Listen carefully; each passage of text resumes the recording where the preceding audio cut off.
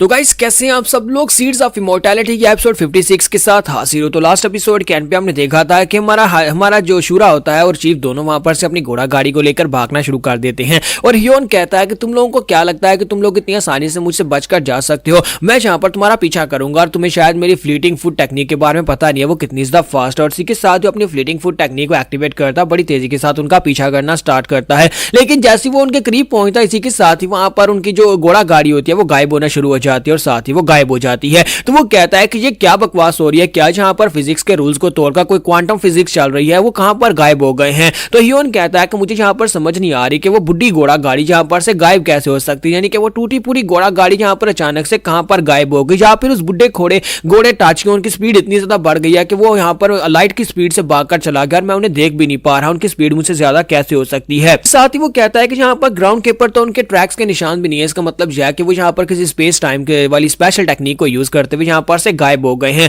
तो हियोन कहता है इसका मतलब यह है कि अब मैं यहां पर उनको कहां पर ढूंढूंगा, वो तो फोर्ट सोवरियन में कहीं पर पहुंच भी गए होंगे और मैं यहीं पर रह जाऊंगा। और इसी के साथ ही नेक्स्ट सीन जो होता है हमें स्पेस टनल के अंदर का दिखाया जाता है जहां पर हमारे चीफ जो होते हैं अपने पास एक तलिस्मन निकालते हैं और उस तलिस्मन के अंदर से एक बहुत ही स्पेशल स्पिरिट जिसका नाम लैंप लाइटर स्पिरिट होता है उसको निकालते हैं और कहते हैं तुम यहां पर हमें रास्ता दिखाओ, हमें यहां पर रोशनी के साथ रास्ता दिखाओ फोर्ट सोवरियन के मास्टर का। और वो उसे कपड़े का टुकड़ा देते हैं और उसे कहता है कि इस टुकड़े को कंज्यूम करो, हमें रास्ता बताओ कि हमें कौन सी जगह के ऊपर निकलना है। तो लैंप स्पिरिट निकलती है, उस कपड़े को निकल जाती है और साथ ही बड़ी तेजी के साथ वहां पर से आगे की तरफ भागना स्टार्ट करती है। और चीफ शूरा से कहता है कि इसकी स्पीड कुछ ज्यादा ही है क्योंकि ये टुकड़ा जो था बहुत ज्यादा छोटा था, इसी वजह से ये ज्यादा फास्ट स्पीड के साथ भाग रही है और हमें यहाँ पर इसके पीछे जाना होगा। अगर हम लोग यहाँ पर इसका पीछा नहीं कर पाए तो हम हमेशा के लिए यहाँ पर इसी टनल के अंदर भटकते रह जाएंगे, हम लोग यहाँ पर से कभी बाहर नहीं निकल पाएंगे। इसलिए तुम्हें यहाँ पर ताचियों से कहना होगा वो अपनी स्पीड को बढ़ाए। तो इसी के साथ ही माशूरा कहता है कि हाँ चीफ मैं यहाँ पर ताचियों से कहता हूँ और ताचियों और भी तेजी के साथ भागना शुरू कर देता है ताकि वो स्लाइड का पीछा कर सके और जाकर दूसरी तरफ फोर्ट सोवरियन के अंदर निकल सके। तो यहीं पर से next in fort sovereign castle का दिखाया जाता है जहां पर जारिम यू अभी तक जिंदा होता है। जारिम यू शायद आपको याद होगा जो कि ब्लैक वॉच यूनिट का कैप्टन था, तो वो अभी तक जिंदा होता है और वहां पर भटक रहा होता है वहीं पर उन जगहों के अंदर। तो वो कहता है कि मेरा नाम जारिम यू है और कभी मैं यहाँ पर ब्लू हेज वॉरियर हुआ करता था, लेकिन उसके बाद ब्लैक वॉच यूनिट जो कि फोर्ट सोवरियन के अंडर बना था मैं उसका कैप्टन बन गया। फोर्ट सोवरियन के लिए मैंने पिछले 12 साल से बहुत कुछ किया है, लेकिन इतना सब कुछ करने के बावजूद एक छोटी सी गलती की वजह से मुझे यहाँ पर ये सजा दी गई कि अब मुझे यहाँ पर मरने के लिए छोड़ दिया गया है। एक छोटी सी गलती वो ये थी कि मैं यहाँ पर उस बुढ़े मास्टर साथ में उस लड़के शूरा के को यहाँ पर अपने फोर्ट सोवरियन के उस ब्लैक यूनिट कासल को तबाह करने से नहीं रोक सका और उसको यहाँ पर नहीं रोक सका, जिसकी वजह से मुझे यहाँ पर आकर अबिसल बीस्ट के सामने अपना सर झुकाना पड़ा। उस कमीने अबिसल बीस्ट ने मुझसे कहा था कि वो यहाँ पर डिवाइन फिजिशियन से मेरे बारे में बात करेगा और मेरे पर यहाँ पर तरस खाएंगे, बस मुझे यहाँ पर अपनी मेमोरीज उसको देनी होंगी ताकि यहाँ पर उसे पता चल सके कि वो कौन बुढ़ा मास्टर और कौन लड़का है जिन्होंने यहाँ पर हमारे पर अटैक किया था। तो मेरी मेमोरीज को लेने के बाद उस कमीने ने जाकर मुझे जेल के अंदर बंद कर दिया और पिछले कई दिनों से मैं यहाँ पर जेल के अंदर बंद हूं और वो दोबारा मुड़कर यहाँ पर नहीं आया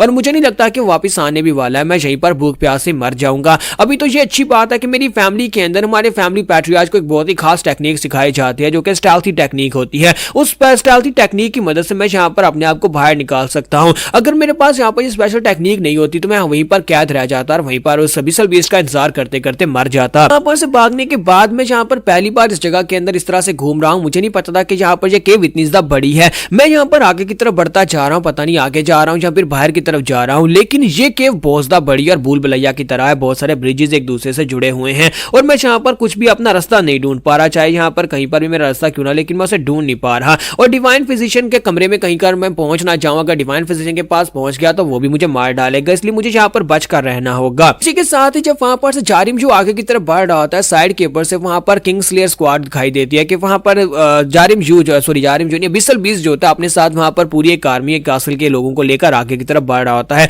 तो वो कहता है कि यहाँ पर इन लोगों को देखकर तो लगता है कि ये सारे के सारे जो है 13 किंग्सलेयर कासल से हैं और ये सभी के सभी लोग यहाँ पर क्या कर रहे हैं, इन सभी को यहाँ पर क्यों बुलाया गया होगा, क्या किसी बड़ी वार की तैयारी की जा रही है। लेकिन साथ ही जब वो यहाँ पर उनकी तरफ देखता है कि वो सभी लोग उनकी आंखें बंद होती है और वो चुपचाप वहां पर अबिसल बीस्ट के पीछे चल रहे होते हैं, तो वो कहता है कि इनकी ये हालत क्यों है, ये सभी लोग यहाँ पर इस तरह से क्यों लग रहे हैं जैसे कि ये मोहित है, यानी कि इन सभी को लोगों को यहाँ पर वश में किया गया हो। और इसी के साथ ही वहीं पर छुपकर ये सब कुछ देख रहा होता है। तो वो कहता है कि मुझे ऐसा ही लगता है जैसे कि इन सभी लोगों को यहाँ पर पूरी तरह से अपने वश में कर लिया गया है, लेकिन ये सभी लोग यहाँ पर इसके पीछे पीछे कहां पर जा रहे हैं। तो अच्छी बात है कि मेरे पास यहाँ पर अपनी स्पेशल स्टेल्थी टेक्निक है जिसको यहाँ पर अबिसल बीस्ट भी नहीं देख सकता। अबिसल बीस्ट को भी नहीं पता कि मैंने यहाँ पर इस टेक्निक के साथ अपने आप को छुपाया हुआ है। तो वहां पर सामने एक चैम्बर होता है जिस चैम्बर के अंदर वो बाकी सभी लोगों को भी लेकर गया होता है तो वो कहता है कि मैं जहाँ पर सोच रहा था कि आज यहाँ पर इन सभी को क्यों बुलाया गया होगा, और क्यूरियोसिटी को मिटाने के लिए मैं जहाँ पर उनका पीछा करते करते उस बड़े से चैम्बर के अंदर चला गया देखने के लिए कि आज यहाँ पर पूरे की पूरी किंग्सलेयर कासल के सभी लोगों को क्यों बुलाया गया है।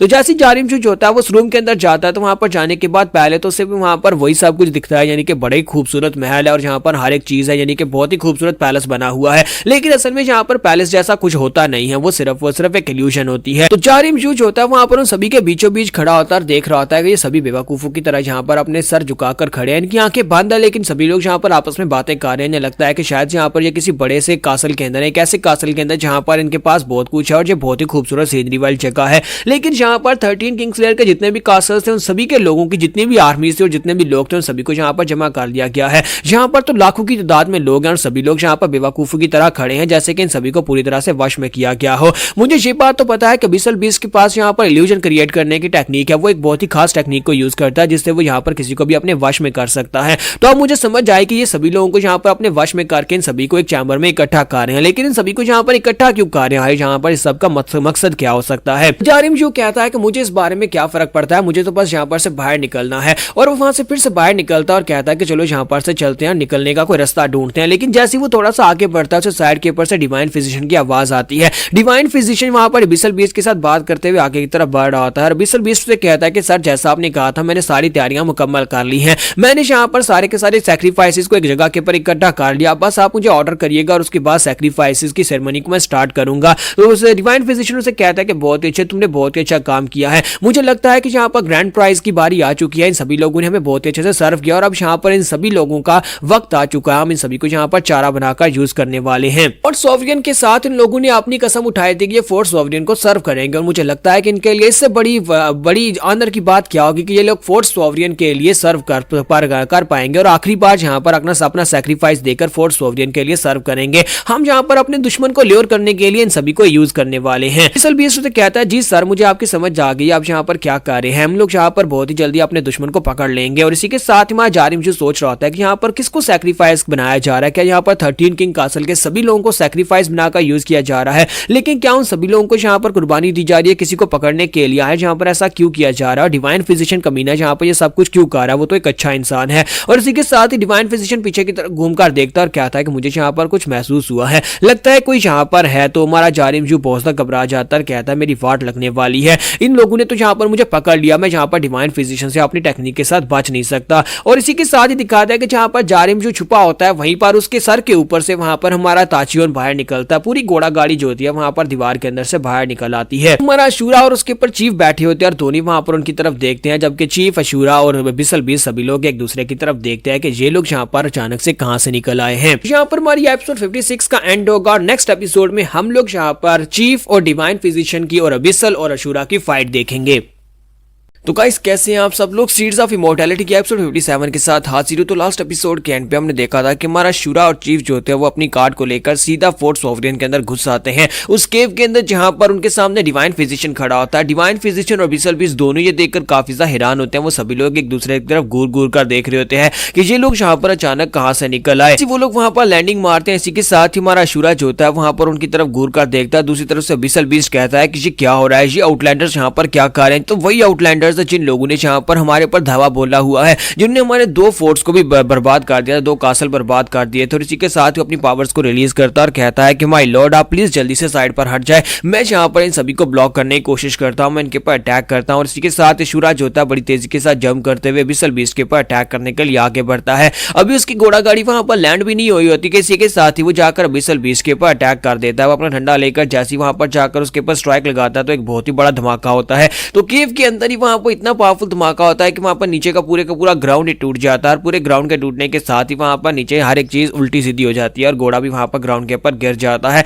और डिवाइन फिजिशियन जो होता है वो पीछे की तरफ हटता और कहता है कि ये तो कुछ ज्यादा स्ट्रॉन्ग है, क्योंकि वो शूरा की तरफ घूर कर देख रहा होता है। और दूसरी तरफ दिखाते हैं कि वहां ताचियोन जो होता है वो बेहोश हो जाता है, क्योंकि वो काफी दूर से भाग कर आया और उसने टाइम ट्रेवल किया है, तो इसी वजह से उसे यहाँ पर नींद की जरूरत है। तो चीफ उसे कहता है कि जल्दी से उठ जाओ बच्चे, यहाँ पर लेटने का समय नहीं है, हमें यहाँ पर तुम्हें साइड के ऊपर करना होगा, यहाँ पर फाइट होने वाली है। लेकिन ताचियोन जो होता है वो बेहोश हो चुका है और वो उठ नहीं रहा होता। तो उसे कहता है कि अब जल्दी से उठ भी जाओ बच्चे। जबकि दूसरी तरफ दिखाता है कि माशूरा जो होता है विसल बीस्ट से फाइट करने के लिए रेडी होता है और विसल बीस्ट अपने पास से अपने नाइफ निकालता है। तो माशूरा कहता है कि मुझे लगता है कि तुम भी यहाँ पर प्रोटेक्टर बीस्ट में से ही एक बीस्ट होगे और तुम्हारे मूव्स काफी ज्यादा अच्छे हैं, तुम्हारे पास तो यहाँ पर वेपन्स भी हैं। और इसी के साथ ही विसल बीस्ट जो होता है बड़ी तेजी के साथ अटैक करने के लिए आगे बढ़ रहा होता है। जबकि चीफ चिल्लाकर उसे कहते हैं कि शूरा मेरी बात सुनो। और वो उसे यहाँ पर चिल्लाकर कह रहे होते हैं कि ताचियोन यहाँ पर से हिल नहीं रहा, ताचियोन को साइड के ऊपर करना होगा फिर फाइट स्टार्ट करना। लेकिन माशूरा जो होता है जितनी देर में पीछे देखता है विसल बीस्ट उसके ऊपर अटैक कर देता है। और इसी के साथ ही माशूरा को वहां पर से बैक फ्लिप लगानी पड़ती है। और बैक फ्लिप करने के बाद जब हमारा शूरा वहां पर चीफ की तरफ देख रहा होता है कि चीफ वहां पर चिल्लाकर उसे कुछ कह रहे होते हैं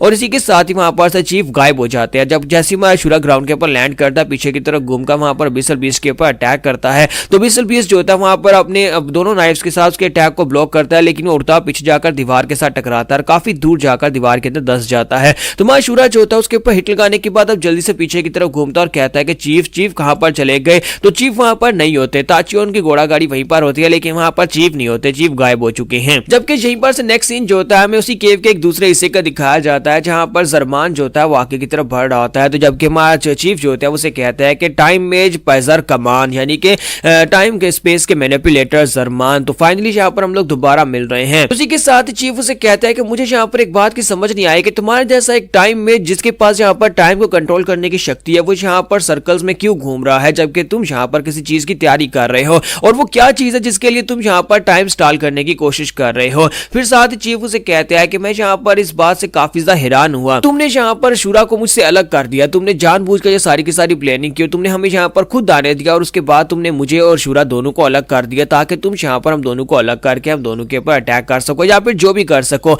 लेकिन तुम्हें मुझसे चाहिए क्या, तुमने यहाँ पर मुझे अलग क्यों किया है। तो भी चीफ वहीं पर खड़े होता है, किसी के साथ ही ग्राउंड के नीचे से एक बड़ा सा क्रीचर निकलता है, अपना मुंह खोलता है, हमारे चीफ को वहां पर अपने मुंह के अंदर बंद कर लेता है। तो वो एक बहुत ही पावरफुल शायद को बड़ा सा क्रीचर होता है जो कि अपने मुंह के अंदर वहां पर चीफ को बंद करके एक बाउल सा बना लेता है। तो डिवाइन फिजिशियन उसे कहता है कि मैंने यहाँ पर इसलिए तुम्हें यहाँ पर अलग किया था ताकि तुम्हें यहाँ पर पहले निपटा जा सके। मुझे भी ये बात अच्छी तरह से पता है कि तुम एक बहुत ही खतरनाक इंसान हो, तुम्हें अच्छी तरह से पता है कि मैं यहाँ पर टाइम और स्पेस को कंट्रोल कर सकता हूँ, लेकिन इसके बावजूद तुम यहाँ पर अपने उस छोटे साथी को लेकर मेरे लेयर के अंदर घुसा है ताकि तुम आकर डायरेक्टली मेरे पर अटैक कर सको, जबकि तुम्हें पता होना चाहिए था कि मैं यहाँ पर अपनी लेयर के अंदर हर एक चीज को कंट्रोल कर सकता हूँ। लेकिन तुम भी अच्छी तरह से जानते हो कि तुम्हारी पावर्स खत्म हो चुकी हैं, काफी सालों पहले तुम्हारी पावर्स जो थी वो खत्म हो गई थी और अब तो सिर्फ और सिर्फ एक खाली एम्प्टी हस्क है जिसे तुम लेकर यहाँ पर घूम रहे हो। और साथ ही यहाँ पर शूरा की पावर्स भी खत्म हो चुकी हैं क्योंकि शूरा मर चुका है और तुम यहाँ पर उसे दोबारा से रीइंकार्नेट करने की कोशिश कर रहे हो, लेकिन इसके बावजूद तुम ये नहीं कर पाओगे। तुम्हें यहाँ पर आने से पहले सब कुछ सोच लेना चाहिए था कि मैं यहाँ पर इतने सालों से और मैंने यहाँ पर पूरी तैयारी करके रखी होगी, जबकि तुम यहाँ पर आ ही गए तो मुझे लगता है कि तुम्हें यहाँ पर हमेशा के लिए खत्म करने का वक्त आ चुका है, वरना तुम कमीने यहाँ पर मेरा प्लान फेल कर दोगे और मैं यहाँ पर अपने प्लान को फेल होते हुए नहीं देख सकता।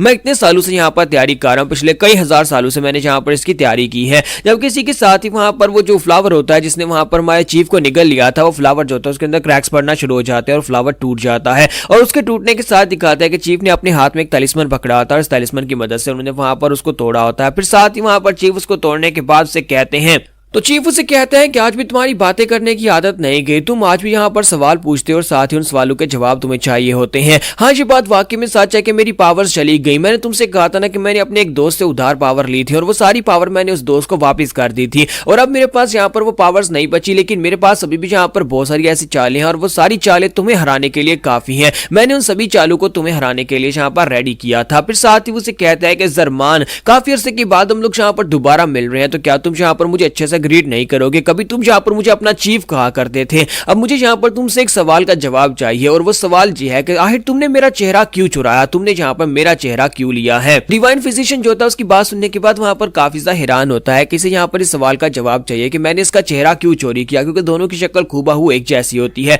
और यहीं पर से नेक्स्ट सीन जो होता है बिसल बीस्ट का दिखाता है, जहां पर माशूरा ने बिसल बीस्ट को मार दिया होता है, उसकी डेड बॉडी वहां पर ग्राउंड के ऊपर गिरी पड़ी होती है और माशूरा कहता है कि ये तो काफी ज्यादा आसान था और मुझे लगा था कि इसको मारना काफी ज्यादा मुश्किल होगा। और साथ ही हमारा शूरा कहता है कि मुझे जाकर चीफ को ढूंढना होगा, पता नहीं चीफ कहां पर चले गए हैं। और जैसे ही हमारा शूरा वहां पर जाने लगता है, इसी के साथ ही बिसल बीस फिर से उठकर खड़ा हो जाता है। तो शूरा पीछे की तरफ घूमता और कहता है कि ये क्या, ये फिर से उठकर खड़ा कैसे हो गया। तो बिसल बीस उसे कहता है कि हाँ, अब तुम्हें यहाँ पर समझ आ रही है कि अभी यहाँ पर तुमने जिसको मारा था वो मेरी सिर्फ एक इल्यूजन थी। मेरी इल्यूजन टेक्निक के सामने कोई भी नहीं बच सकता, ना ही तुम यहाँ पर उस इल्यूजन टेक्निक से बच सकते हो। चाहे तुम यहाँ पर कितनी बार मुझे क्यों ना मार लो, लेकिन वो सिर्फ और सिर्फ एक इल्यूजन होने वाली है। जब तक कि तुम यहाँ पर मेरी रियल बॉडी के ऊपर अटैक नहीं करते, तब तक तुम यहाँ पर मुझे मार नहीं पाओगे। हमारा शूरा जो होता है वाकई में यहाँ पर उसकी इस चाल के अंदर फंस चुका होता है, जहाँ पर बिसल बीस उसके सामने फिर से अपीयर होता है। तो शूरा अपने डंडे के साथ उसका सर फोड़ देता है और फिर से मर जाता है, लेकिन वो फिर से उसके सामने आ जाता है, क्योंकि वो सिर्फ एक इल्यूजन होती है। तुम्हारे शूरा को कुछ भी समझ नहीं आ रही होती कि वो बार बार उसे मार रहा है, लेकिन वो बार बार वहां पर पीछे से निकल आता है और उसे कहता है कि बच्चे, तुम तो मेरे सामने एक छोटे से बच्चे हो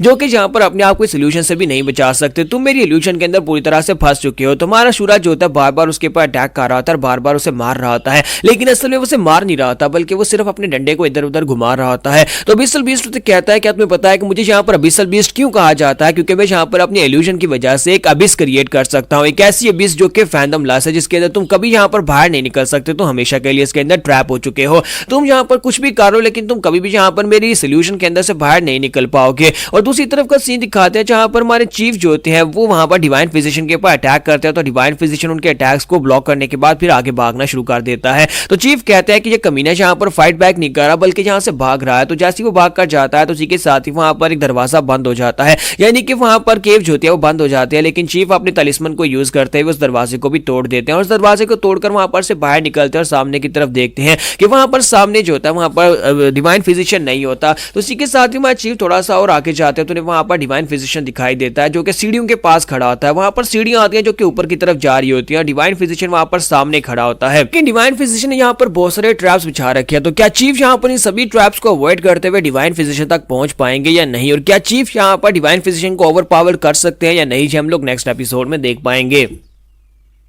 तो गाइस, कैसे हैं आप सब लोग? सीड्स ऑफ इमॉर्टैलिटी की एपिसोड 58 के साथ हाजिर हो। तो लास्ट एपिसोड के एंड पे हमने देखा था हमारे चीफ जो होते हैं वो डिवाइन फिजिशियन के पीछे जाते हैं, जहां पर डिवाइन फिजिशियन ने रास्ते में बहुत सारे ट्रैप्स बिछा रखे होते हैं। डिवाइन फिजिशियन वहां पर सीढ़ियों के पास खड़ा होता है, चीफ वैसे वहां पर उसकी तरफ आगे बढ़ते हैं। तो इसी के साथ ही वहां पर बीच में ऊपर का पूरा फ्लोर जो होता है वो गिर जाता है, छत जो होती है वहां पर ग्राउंड के ऊपर आकर गिर जाती है और चीफ वहीं पर खड़े हो जाते हैं और साइड के ऊपर खड़े होकर उसे कहते हैं, तुम तो यहाँ पर कुछ ज्यादा ही होशियार इंसान हो। तुमने जैसे यहाँ पर देखा कि मैं तुम्हें पकड़ने के लिए आ रहा, तो तुमने यहाँ पर से भागना शुरू कर दिया और सिर्फ भाग नहीं रहे बल्कि तुमने यहाँ पर बहुत सारे ट्रैप्स बिछा रखे हैं। मुझे लगता है कि आज भी यहाँ पर इतने साल गुजरने के बावजूद तुम यहाँ पर अपनी उस गंदी नेचर को बिल्कुल भी बदल नहीं पा रहे। तुम एक बहुत ही घटिया इंसान हो। जबकि ये बात सुनने के बाद डिवाइन फिजिशियन उसे कहता है कि तुम्हारी हिम्मत कैसे भी यहाँ पर मुझे घटिया इंसान कहने की, जबकि तुम खुद यहाँ पर एक घटिया इंसान हो। क्या तुम्हें यहाँ पर खुद अपने बारे में नहीं पता कि तुमने क्या किया था? तुमने यहाँ पर हमारे लोगों को, जो तुम्हारे ब्रदर्स थे जिन्हें तुमने यहाँ पर बचाया था, उसके बाद तुमने यहाँ पर जानवरों की तरह उनके सर काटे थे, उनको पूरी तरह से ऐसे मारा था जैसे किसी सुअर को काटा जाता है। तुम्हारी हिम्मत कैसे भी यहाँ पर मेरे बारे में बात करने की कि मेरी नेचर जो है वो डेविलिश है या फिर मैं घटिया हूँ। तो चीफ उसकी बात सुनने के बाद बिल्कुल खामोश होते हैं, फिर साथ उसे कहते हैं, तो क्या ये तुम्हारी स्टोरी है जो तुम यहाँ पर मुझे बताना चाहते हो? तुम यहाँ पर वो बातें कर रहे हो जो तुम्हें करनी नहीं चाहिए। मुझे लगता है कि तुम यहाँ पर अपने आप से ये बात कहते हो कि तुमने यहाँ पर मुझे कुछ गलत करते हुए देखा और उसके बाद तुम यहाँ पर मुझे गुनाहगार समझते हो कि मैंने यहाँ पर कुछ ऐसा किया है, लेकिन तुम सिर्फ और सिर्फ अपने दिल को बहलावा देने की कोशिश कर रहे हो। तुम्हारा दिल अच्छी तरह से जानता है कि असल में तुम यहाँ पर एक बहुत ही घटिया कैरेक्टर हो जिसने यहाँ पर बहुत सारे पाप किए हैं, बहुत ही घिनौने पाप किए हैं। तुमने पास में जितने भी क्राइम्स किए हैं वो सारे के सारे क्राइम्स यहाँ पर इस बात से नहीं मिट जाएंगे कि मैंने यहाँ पर कुछ बुरा किया और तुमने यहाँ पर मुझे वो करते हुए देख लिया। तो इसी के साथ ही डिवाइन फिजिशियन उसे कहता है कि मैं यहाँ पर तुम्हारी तरह अब काफी समझदार हो चुका हूँ। इतने सालों के बाद आज यहाँ पर मुझे वो सब कुछ नॉलेज है जो कि तुम यहाँ पर हमें सिखाने की कोशिश कर रहे थे या फिर तुम हमसे छुपाने की कोशिश कर रहे थे। लेकिन अब मुझे अच्छी तरह से पता है कि चाहे यहाँ पर तुम्हारे बारे में कितना ही लोग अच्छा समझे, लेकिन तुम एक घटिया इंसान हो जिसने यहाँ पर अपने अंदर डार्कनेस को छुपा कर रखा हुआ है। तुम्हारे डिवाइन फिजिशियन उसे कहते हैं कि मुझे लगता है कि जो होना था वो तो हो चुका है, लेकिन अब जबकि हम सभी लोग यहाँ पर अपनी पुरानी जादू को ताजा कर रहे हैं और तुम यहाँ पर हमारे कॉमरेड्स हुआ करते थे, तुम कभी यहाँ पर मेरी तरह हुआ करते थे और तुम मेरे दोस्त हुआ करते थे, इसलिए मैं यहाँ पर तुम्हें एक चांस देता हूँ। मैं यहाँ पर तुम्हें एक्सप्लेन करने की अपॉर्चुनिटी दूंगा कि तुम मुझे बताओ कि तुमने मेरा चेहरा क्यों लिया और वहां से भागकर यहाँ पर क्यों आए हो। तो ये बात सुनने के बाद इसी के साथ ही हमारा डिवाइन फिजिशियन उसे कहता है कि तुम्हें वाकई में लगता है कि मैं यहाँ पर तुम्हारे सवालों के जवाब दूंगा, और क्या तुम्हें वाकई में लगता है कि तुम यहाँ पर इस वक्त इस पोजीशन में हो कि तुम मेरे ऊपर तरस खाकर मेरे ऊपर यहाँ पर मर्सी दिखा सको, बल्कि तुम्हें तो यहाँ पर खुद अपने बारे में सोचना चाहिए कि तुम यहाँ पर से बचकर कैसे निकल पाओगे। और इसी के साथ चीफ उसे कहते हैं कि चलो लगता है कि तुम यहाँ पर मेरी बात को नहीं मानने वाले, मैंने तुम्हें कम से कम यहाँ पर एक मौका दिया था, मैंने तुम्हें कहा था कि तुम यहाँ पर तुम्हारे पास एक अपॉर्चुनिटी है, मेरे सामने एक्सप्लेन करो कि तुमने वो सब कुछ क्यों किया, लेकिन अब यहाँ पर दिखाओ तुम्हारे पास क्या कुछ है। तो डिवाइन फिजिशियन इसी के साथ ही पोवान से कहता है कि पोवान जल्दी से यहाँ पर आ, और इसी के साथ ही वहां पर पोवान इसके ऑर्डर्स को फॉलो करता है और हमारे चीफ जहां पर खड़े होते हैं वहीं पर उसके नीचे का ग्राउंड जो होता है वो चेंज होना शुरू हो जाता है और चीफ इस बात से काफी हैरान होते हैं। फिर साथ ही वहां पर कुछ बड़े बड़े भाले निकलते हैं जो कि चीफ की बॉडी के अंदर धंस जाते हैं। तो वो बड़े बड़े भाले या स्पाइक्स कह लो उनको, मीहू की तरह वहां पर हमारे चीफ की पूरी बॉडी के अंदर काफी सारे धंस जाते हैं और चीफ के मुंह से ब्लीडिंग होना शुरू हो जाती है। तो डिवाइन फिजिशियन उसे कहते हैं कि प्लीज मुझे माफ करना, लेकिन मैं यहाँ पर तुम्हें अपने एक बंदे के साथ इंट्रोड्यूस करवाता हूँ। ये मेरा प्रोटेक्टर गार्डियन है। तुमने सुना ही होगा कि मेरे पास 8 बीस्ट और उसके साथ साथ 3 गार्डियन बीस्ट थे। उन गार्डियन बीस्ट में से एक का नाम पोवान है जिसे इस वक्त तुम यहाँ पर देख रहे हो, और ये मेरे सबसे ज्यादा पावरफुल जो है क्रिएचर्स हैं जिनको मैंने यहाँ पर क्रिएट किया, जिन्हें मैंने यहाँ पर जिंदा किया या फिर दोबारा जिंदगी दी थी। तो वो उसे कहता है कि यहाँ पर जब मैंने इसको देखा था इस वक्त इसकी हालत बहुत ज्यादा खराब थी और उसके बाद इसने कहा कि ये मुझे सर्व करने को तैयार है, ये मेरा एक बहुत ही लॉयल सर्वेंट था। तो उसके बाद मैंने यहाँ पर इसको जिंदा करने के लिए इसकी बॉडी जो इसके पास वेसल थी उसको खत्म कर दिया। उस वेसल के गजाया हो जाने के बाद क्योंकि वो डिस्ट्रॉय हो चुका था तो मैंने यहाँ पर इस पूरी की पूरी केव को ही इसकी वेसल बना दिया। अब ये पूरी का पूरा फोर्ट सोवरियन जो है पोवान है, पोवान ही पूरे का पूरा फोर्ट सोवरियन जो अपनी मर्जी से यहाँ पर इसकी डेंसिटी, इसकी लोकेशन, इसकी हर एक चीज को चेंज कर सकता है और जितना चाहे ग्राउंड के अंदर हमें छुपा सकता है। फिर चाहे कोई बाहर से हमें ढूंढने की कोशिश करे वो हमें ढूंढ नहीं पाएगा पोवान की वजह से। और जब तक पोवान यहाँ पर इस केव की जान है तब तक तुम यहाँ पर कुछ भी नहीं कर पाओगे। हाँ, मुझे इस बात से भी काफी ज्यादा बुरा लगा कि जब वहां पर मैं दरवाजे बंद करके भाग रहा था तब तुम यहाँ पर अपने उन छोटे मोटे तलिस्मन्स की मदद से पोवान की बॉडी को नुकसान पहुंचा रहे थे, लेकिन अब तुम ऐसा नहीं कर पाओगे क्योंकि तुम्हारे वो तलिस्मन्स पोवान के खिलाफ काम नहीं कर पाएंगे। मैं देखता हूं कि कब तक तुम यहाँ पर इस बड़ी केव, इस बड़ी मिट्टी की केव के खिलाफ खड़े हो पाते हो। और वहां पर आसपास बहुत सारे भवंडर बनना शुरू हो जाते हैं। वो हॉरिकेन की तरह वहां पर चारों तरफ से आते हैं जो कि मिट्टी को यूज करके पोवान अपनी बॉडी को सुखेड़ रहा होता है। वहां पर उसके साथ वो बड़े बड़े भवंडर बना रहा होता है और बड़े भवंडर जो होते हैं हमारे चीफ की बॉडी को वहां पर अपने अंदर पीसने वाले हैं। तो डिवाइन फिजिशियन उसे कहता है कि देखता हूं कि क्या तुम यहाँ पर इसके अंदर से बाहर निकल पाते हो या नहीं। तो अगर तुम यहाँ पर इसके अंदर से बाहर जिंदा बचकर निकल आए तो फिर तुम्हारे सवाल का जवाब दूंगा जो तुम मुझसे जानना चाहते हो कि आखिर मैंने सब कुछ क्यों किया था, लेकिन मुझे लगता नहीं है कि तुम यहाँ पर से निकल पाओगे। और इसी के साथ ही वहां पर वो भवंडर जो होते हैं आपस में बंद हो जाते हैं और चीफ जो होते हैं उसके अंदर ट्रैप हो जाते हैं, जबकि डिवाइन फिजिशियन जो होता है वहां पर से चल पड़ता है।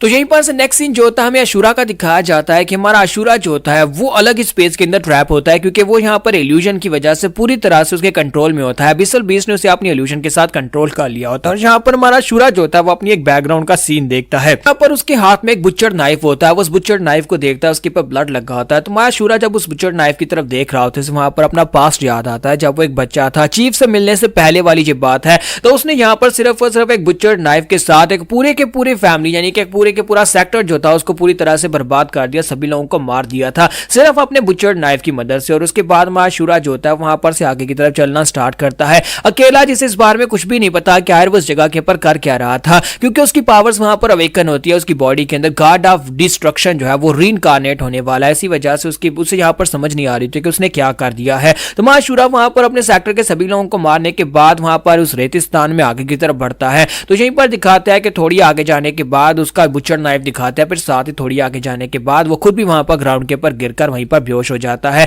तो चीफ वहां पर आते हैं, उसके सर के ऊपर आकर खड़े होते हैं और कहते हैं तो तुम यहाँ पर हो, मैं तुम्हें तो यहाँ पर ढूंढ रहा था। फाइनली मैंने यहाँ पर अशूरा के डिवाइन अवतार को ढूंढ लिया, दी गॉड ऑफ डिस्ट्रक्शन, जो कि यहाँ पर इस लड़के की बॉडी के अंदर दोबारा से रीइंकार्नेट होने वाला है। ये एक बहुत ही फेटफुल इनकाउंटर होने वाला है। मुझे लगता है कि इससे पहले तुम्हारी जिंदगी बहुत ज्यादा खतरनाक गुजरी है, इससे पहले तुम्हारी जिंदगी ऐसी गुजरी है कि तुम्हें एक पल का भी सुकून नहीं था, लेकिन मुझे लगता है कि अब यहाँ पर काफी कुछ बदलने वाला है। एक ऐसा इंसान जो कि गॉड की बॉडी को अपनी बॉडी के अंदर वेसल की तरह यूज करेगा, यानी कि वेसल की तरह उसकी बॉडी को एक गॉड ऑफ डिस्ट्रक्शन अपनाने वाला है। उस लड़के की जिंदगी में समझ सकता हूं कि काफी ज्यादा मुश्किल बड़ी थी। उसी के साथ ही नेक्स्ट सीन जो होता है हमारे अशूरा का दिखाया जाता है कि हमारा अशूरा जो होता है वो उससे वहां पर मेमोरीज दिखाई देती हैं पास्ट की, जब वो वहां पर वेंजफुल गॉड के साथ फाइट कर रहा था। तो वेंजफुल गॉड के साथ जब उसकी आखिरी फाइट हुई थी, क्योंकि गॉड ऑफ डिस्ट्रक्शन जो ओरिजिनल गॉड ऑफ डिस्ट्रक्शन था उसकी आखिरी फाइट उसी के साथ हुई थी जहां पर उसने वेंजफुल गॉड को मार दिया था और उसके एंड के ऊपर खुद भी उसकी बॉडी डिस्ट्रॉय हो गई थी। तो हमारा अशूरा जो होता है उसे ये सपना आता है, वो उठकर बैठ जाता है है और चीफ जो होते हैं उसे भी होश आ जाती है। चीफ उसे कहता है कि शूरा क्या तुमने फिर से यहाँ पर कोई सपना देखा है? तो वो कहता है हाँ चीफ, मैंने यहाँ पर फिर से वही सपना देखा और इस बार थोड़ा कुछ अलग था। तुम्हारा चीफ उसे कहता है कि मुझे लगता है कि तुमने यहाँ पर उस डेविल या फिर डिमोनिक बेहोमत जो कि एक बड़ा सा गार्ड या फिर कोई बड़ा सा दानव हो सकता है उसके साथ फाइट कर रहे थे। तो चीफ तुम्हारा शूरा से कहता है जी चीफ, मैं उसे फाइट कर रहा था, लेकिन इस बार मैंने यहाँ पर कुछ अलग देखा है। यहाँ पर कुछ ऐसा देखा जिसमें मैं ग्राउंड के ऊपर लेटा हुआ था, एक रेगिस्तान था जहां पर मैं ग्राउंड के ऊपर गिरा पड़ा था और आप मेरे ऊपर आकर खड़े थे, वहां पर उस सपने में आप भी थे। तुम्हारा चीफ उसकी बात सुनने के बाद कहता हाँ ये मुझे लगता है कि तो वाकई में काफी ज्यादा हैरान करने वाला सपना है, क्योंकि ये सपना नहीं है बल्कि ये हकीकत है। लगता है कि तुम आहिस्ता आहिस्ता यहाँ पर अपनी मेमोरीज को दोबारा से रिकवर कर रहे हो। तो यहाँ पर हमारी एपिसोड 58 का एंड करेंगे और नेक्स्ट एपिसोड में देखेंगे कि हमारा शूरा अबिसल बीस्ट की इल्यूजन टेक्निक से कैसे बाहर निकल पाएगा। तो गाइस कैसे हैं आप सब लोग? सीड्स ऑफ इमॉर्टैलिटी के एपिसोड 59 के साथ हाजिर हो। तो लास्ट एपिसोड के एंड पे हमने देखा था कि मशूरा को वहां पर अपनी पुरानी मेमोरीज जो होती हैं वो सपनों की तरह याद आ रही होती हैं और हमारे चीफ जो होते हैं उसे कहता है कि क्या तुमने फिर से वही सपना देखा है? तो मशूरा उसे कहता है नहीं, इस बार मैंने यहाँ पर कुछ अलग देखा है। तो चीफ उसे कहता है कि क्या तुम्हें यहाँ पर अपनी मेमोरीज याद आ रही है, क्या इसके अलावा यहाँ पर तुम्हें कोई और मेमोरी याद आई? तो मशूरा कहता है नहीं, मुझे यहाँ पर इसके अलावा और कुछ भी याद नहीं आ रहा। फिर साथ ही वो कहता है कि चीफ क्या आपको यहाँ पर सबके बारे में पता है? तो चीफ उसे कहता है कि जब तुम मुझे मिले थे मैंने तुम्हें उसी वक्त बताया था कि मुझे यहाँ पर तुम्हारी कुछ मेमोरीज को सील करना पड़ा। अगर तुम्हारी कुछ मेमोरीज को सील नहीं करता तो फिर यहाँ पर अपनी पावर्स को कंट्रोल नहीं कर पाते और तुम उसी तरह एक मॉन्स्टर बने रहते जैसे कि तुमने उस पूरे सेक्टर को बर्बाद कर दिया था। और मुझे लगता है कि तुम्हारे जो सपने जो है वो सपने से ज्यादा रियलिटी है, जो कि तुम्हारी मेमोरीज तुम्हें वापस मिल रही है। आहिस्ता आहिस्ता करके तुम्हारी मेमोरीज तुम्हारे पास वापस आती जा रही है। शूरा उसे कहता है लेकिन चीफ आपने यहाँ पर मेरी इतनी सारी मेमोरीज को क्यों मिटा दिया? और जो सारी मेमोरीज क्या इतनी खास है कि अगर मुझे याद आ जाएंगे तो फिर यहाँ पर मेरी पावर्स अनलीश हो जाएंगी। तुम्हारे चीफ उसे कहता है कि हाँ ये बात वाकई में सच है कि यहाँ पर उन सभी मेमोरीज को मैंने रिलीज कर दिया था, यानी उन सभी मेमोरीज को मैंने सील कर दिया था। वो सारी मेमोरीज जो कि तुम्हारे लिए खतरनाक साबित हो सकती हैं। तुम्हारी बॉडी अभी तक यहाँ पर गार्ड ऑफ डिस्ट्रक्शन की फुल पावर को हैंडल करने के लिए बिल्कुल ही परफेक्ट नहीं है, लेकिन मुझे लगता है कि अब यहाँ पर आहिस्ता आहिस्ता तुम्हें यहाँ पर तुम्हारी पावर्स इसलिए वापस मिल रही है क्योंकि तुम स्ट्रांग होते जा रहे हो और मैंने जो सील तुम्हारे पर लगाई थी उसको सील जो है वो कमजोर होती जा रही है और जैसे जैसे तुम यहाँ पर मुझसे ज्यादा स्ट्रांग होते जाओगे वैसे वैसे तुम्हारी सील और भी कमजोर होती जाएगी। तो शूरा कहता है ये तो अच्छी बात है ना, फिर इसका मतलब यह है कि मैं आपकी तशरीफ को भी कूट पाऊंगा। तो चीफ उसे कहता है कि बच्चे यहाँ पर हद में रहो, तुम यहाँ पर मेरी तशरीफ को बिल्कुल भी नहीं कूटोगे। मैंने यहाँ पर तुम्हारी मेमोरीज जो थी उनको सिर्फ और सिर्फ इसलिए सील किया था ताकि तुम यहाँ पर उन मेमोरीज का गलत इस्तेमाल ना करो, क्योंकि वो मेमोरीज जब तुम्हारे पास रहेंगी तो उन मेमोरीज के साथ तुम बहुत ज्यादा इमोशनल या फिर भावुक हो सकते हो, या फिर तुम अनकंट्रोलेबल हो सकते हो। और जब तुम यहाँ पर अनकंट्रोलेबल हो जाओगे तो फिर मैं भी तुम्हें कंट्रोल नहीं कर पाऊंगा, क्योंकि अगर तुम यहाँ पर मुझसे ज्यादा स्ट्रॉन्गर हो जाओगे तो फिर मैं तुम्हें कंट्रोल नहीं कर सकता। मुझे लगता है कि तुम्हें यहाँ पर कुछ ऐसी एक्सरसाइजेस को सीखना होगा जिससे तुम यहाँ पर अपने आप को स्ट्रॉन्गर बना सको। इसके लिए तुम्हें यहाँ पर किसी मास्टर की जरूरत पड़ेगी और मुझे लगता है कि तुम्हारे लिए यहाँ पर किसी ऐसे को ढूंढना होगा, किसी शिक्षक को ढूंढना होगा जो कि तुम्हें यहाँ पर सिखा सके, क्योंकि यहाँ पर गार्ड ऑफ डिस्ट्रक्शन की ओरिजिनल पावर्स इतनी पावरफुल हैं कि वो जब तुम्हारी बॉडी के ऊपर हावी आएंगी तो तुम बिल्कुल एक बेजरकर बीस्ट की तरह हो जाओगे, जहाँ पर तुम्हें अपने मालिक या फिर अपने दोस्त या फिर अपने साथियों में भी फर्क नहीं रहेगा और तुम यहाँ पर हर किसी के ऊपर अटैक करके उसे मारने की कोशिश करोगे। और एंड के ऊपर क्या होगा, तुम यहाँ पर खुद अपनी ही बॉडी के अंदर बसे हुए उस मॉन्स्टर के हाथ से मारे जाओगे, वो तुम्हें डिवावर कर जाएगा। तो यहाँ पर से हमारा सीन प्रेजेंट में आता है जहाँ पर हमारा शूरा जो होता है वो भी बिसल बीस्ट के सामने होता है और उसकी बॉडी अभी भी कंट्रोल में होती है। तो बिसल बीस्ट को इस बात की हैरानी हो रही होती है, वो कहता है कि मुझे समझ नहीं आ रही कि मैंने यहाँ पर अपनी इल्यूजन के साथ इसको यहाँ पर ट्रैप कर रखा है, लेकिन मैं यहाँ पर इसकी विजन्स को देख नहीं पा रहा। ये यहाँ पर अपने इस इल्यूजन के अंदर कौन सा सपना देख रहा है मैं उसको नहीं देख पा रहा, ये क्या देख रहा है मैं उसे नहीं देख पा रहा। इससे पहले ऐसा कभी मेरे साथ नहीं हुआ, यहाँ तक कि आटू प्रोटेक्टर बीस्ट के साथ भी अगर मैं यहाँ पर इस तरह की पावर्स को यूज करता हूँ तो वो भी कभी यहाँ पर मैं इल्यूजन के अंदर से नहीं निकल सकते। लेकिन ये लड़का जो है ये काफी ज्यादा अलग है, तो क्यों ना इस लड़के को यहाँ पर खत्म कर दिया जाए। अगर मैं इस लड़के को यहाँ पर मार देता हूँ तो हमारे लिए ज्यादा बेहतर रहेगा। जबकि यहीं पर से फिर से वही एक सीन दिखाया जाता है जहां पर पास में हमारे चीफ जो होते हैं बुरी हालत में वहां पर बैठे होते हैं और उसे वहां पर आवाज आती है और उसे कहा जाता है कि तुम्हें यहाँ पर एक खास मिशन के ऊपर जाना है, दुनिया को तबाह होने से बचाने के लिए तुम्हें जाना होगा। तो वो कहते हैं कि लेकिन मेरे पास इतनी पावर्स नहीं है कि मैं जाकर उसको रोक सकूं। तो इसी के साथ ही दूसरी आवाज जो से आ रही होती है वो चीफ से कहती है लेकिन तुम्हें यहाँ पर हम वो देंगे जिसके साथ तुम यहाँ पर अपने आप को स्ट्रॉन्ग बना सकते हो और तुम जाकर इस मिशन को पूरा कर सकते हो। हमें पता है कि तुम्हें तुम्हारी पावर्स वापस चाहिए, लेकिन हम तुम्हें तुम्हारी फुल पावर्स वापस नहीं दे सकते। अगर हम तुम्हें यहाँ पर अशूरा दे दें तो फिर तुम ये कर पाओगे। और साथ ही वहां पर उसे कहा जाता है कि अशूरा के साथ हम तुम्हें यहाँ पर एक और चीज देंगे।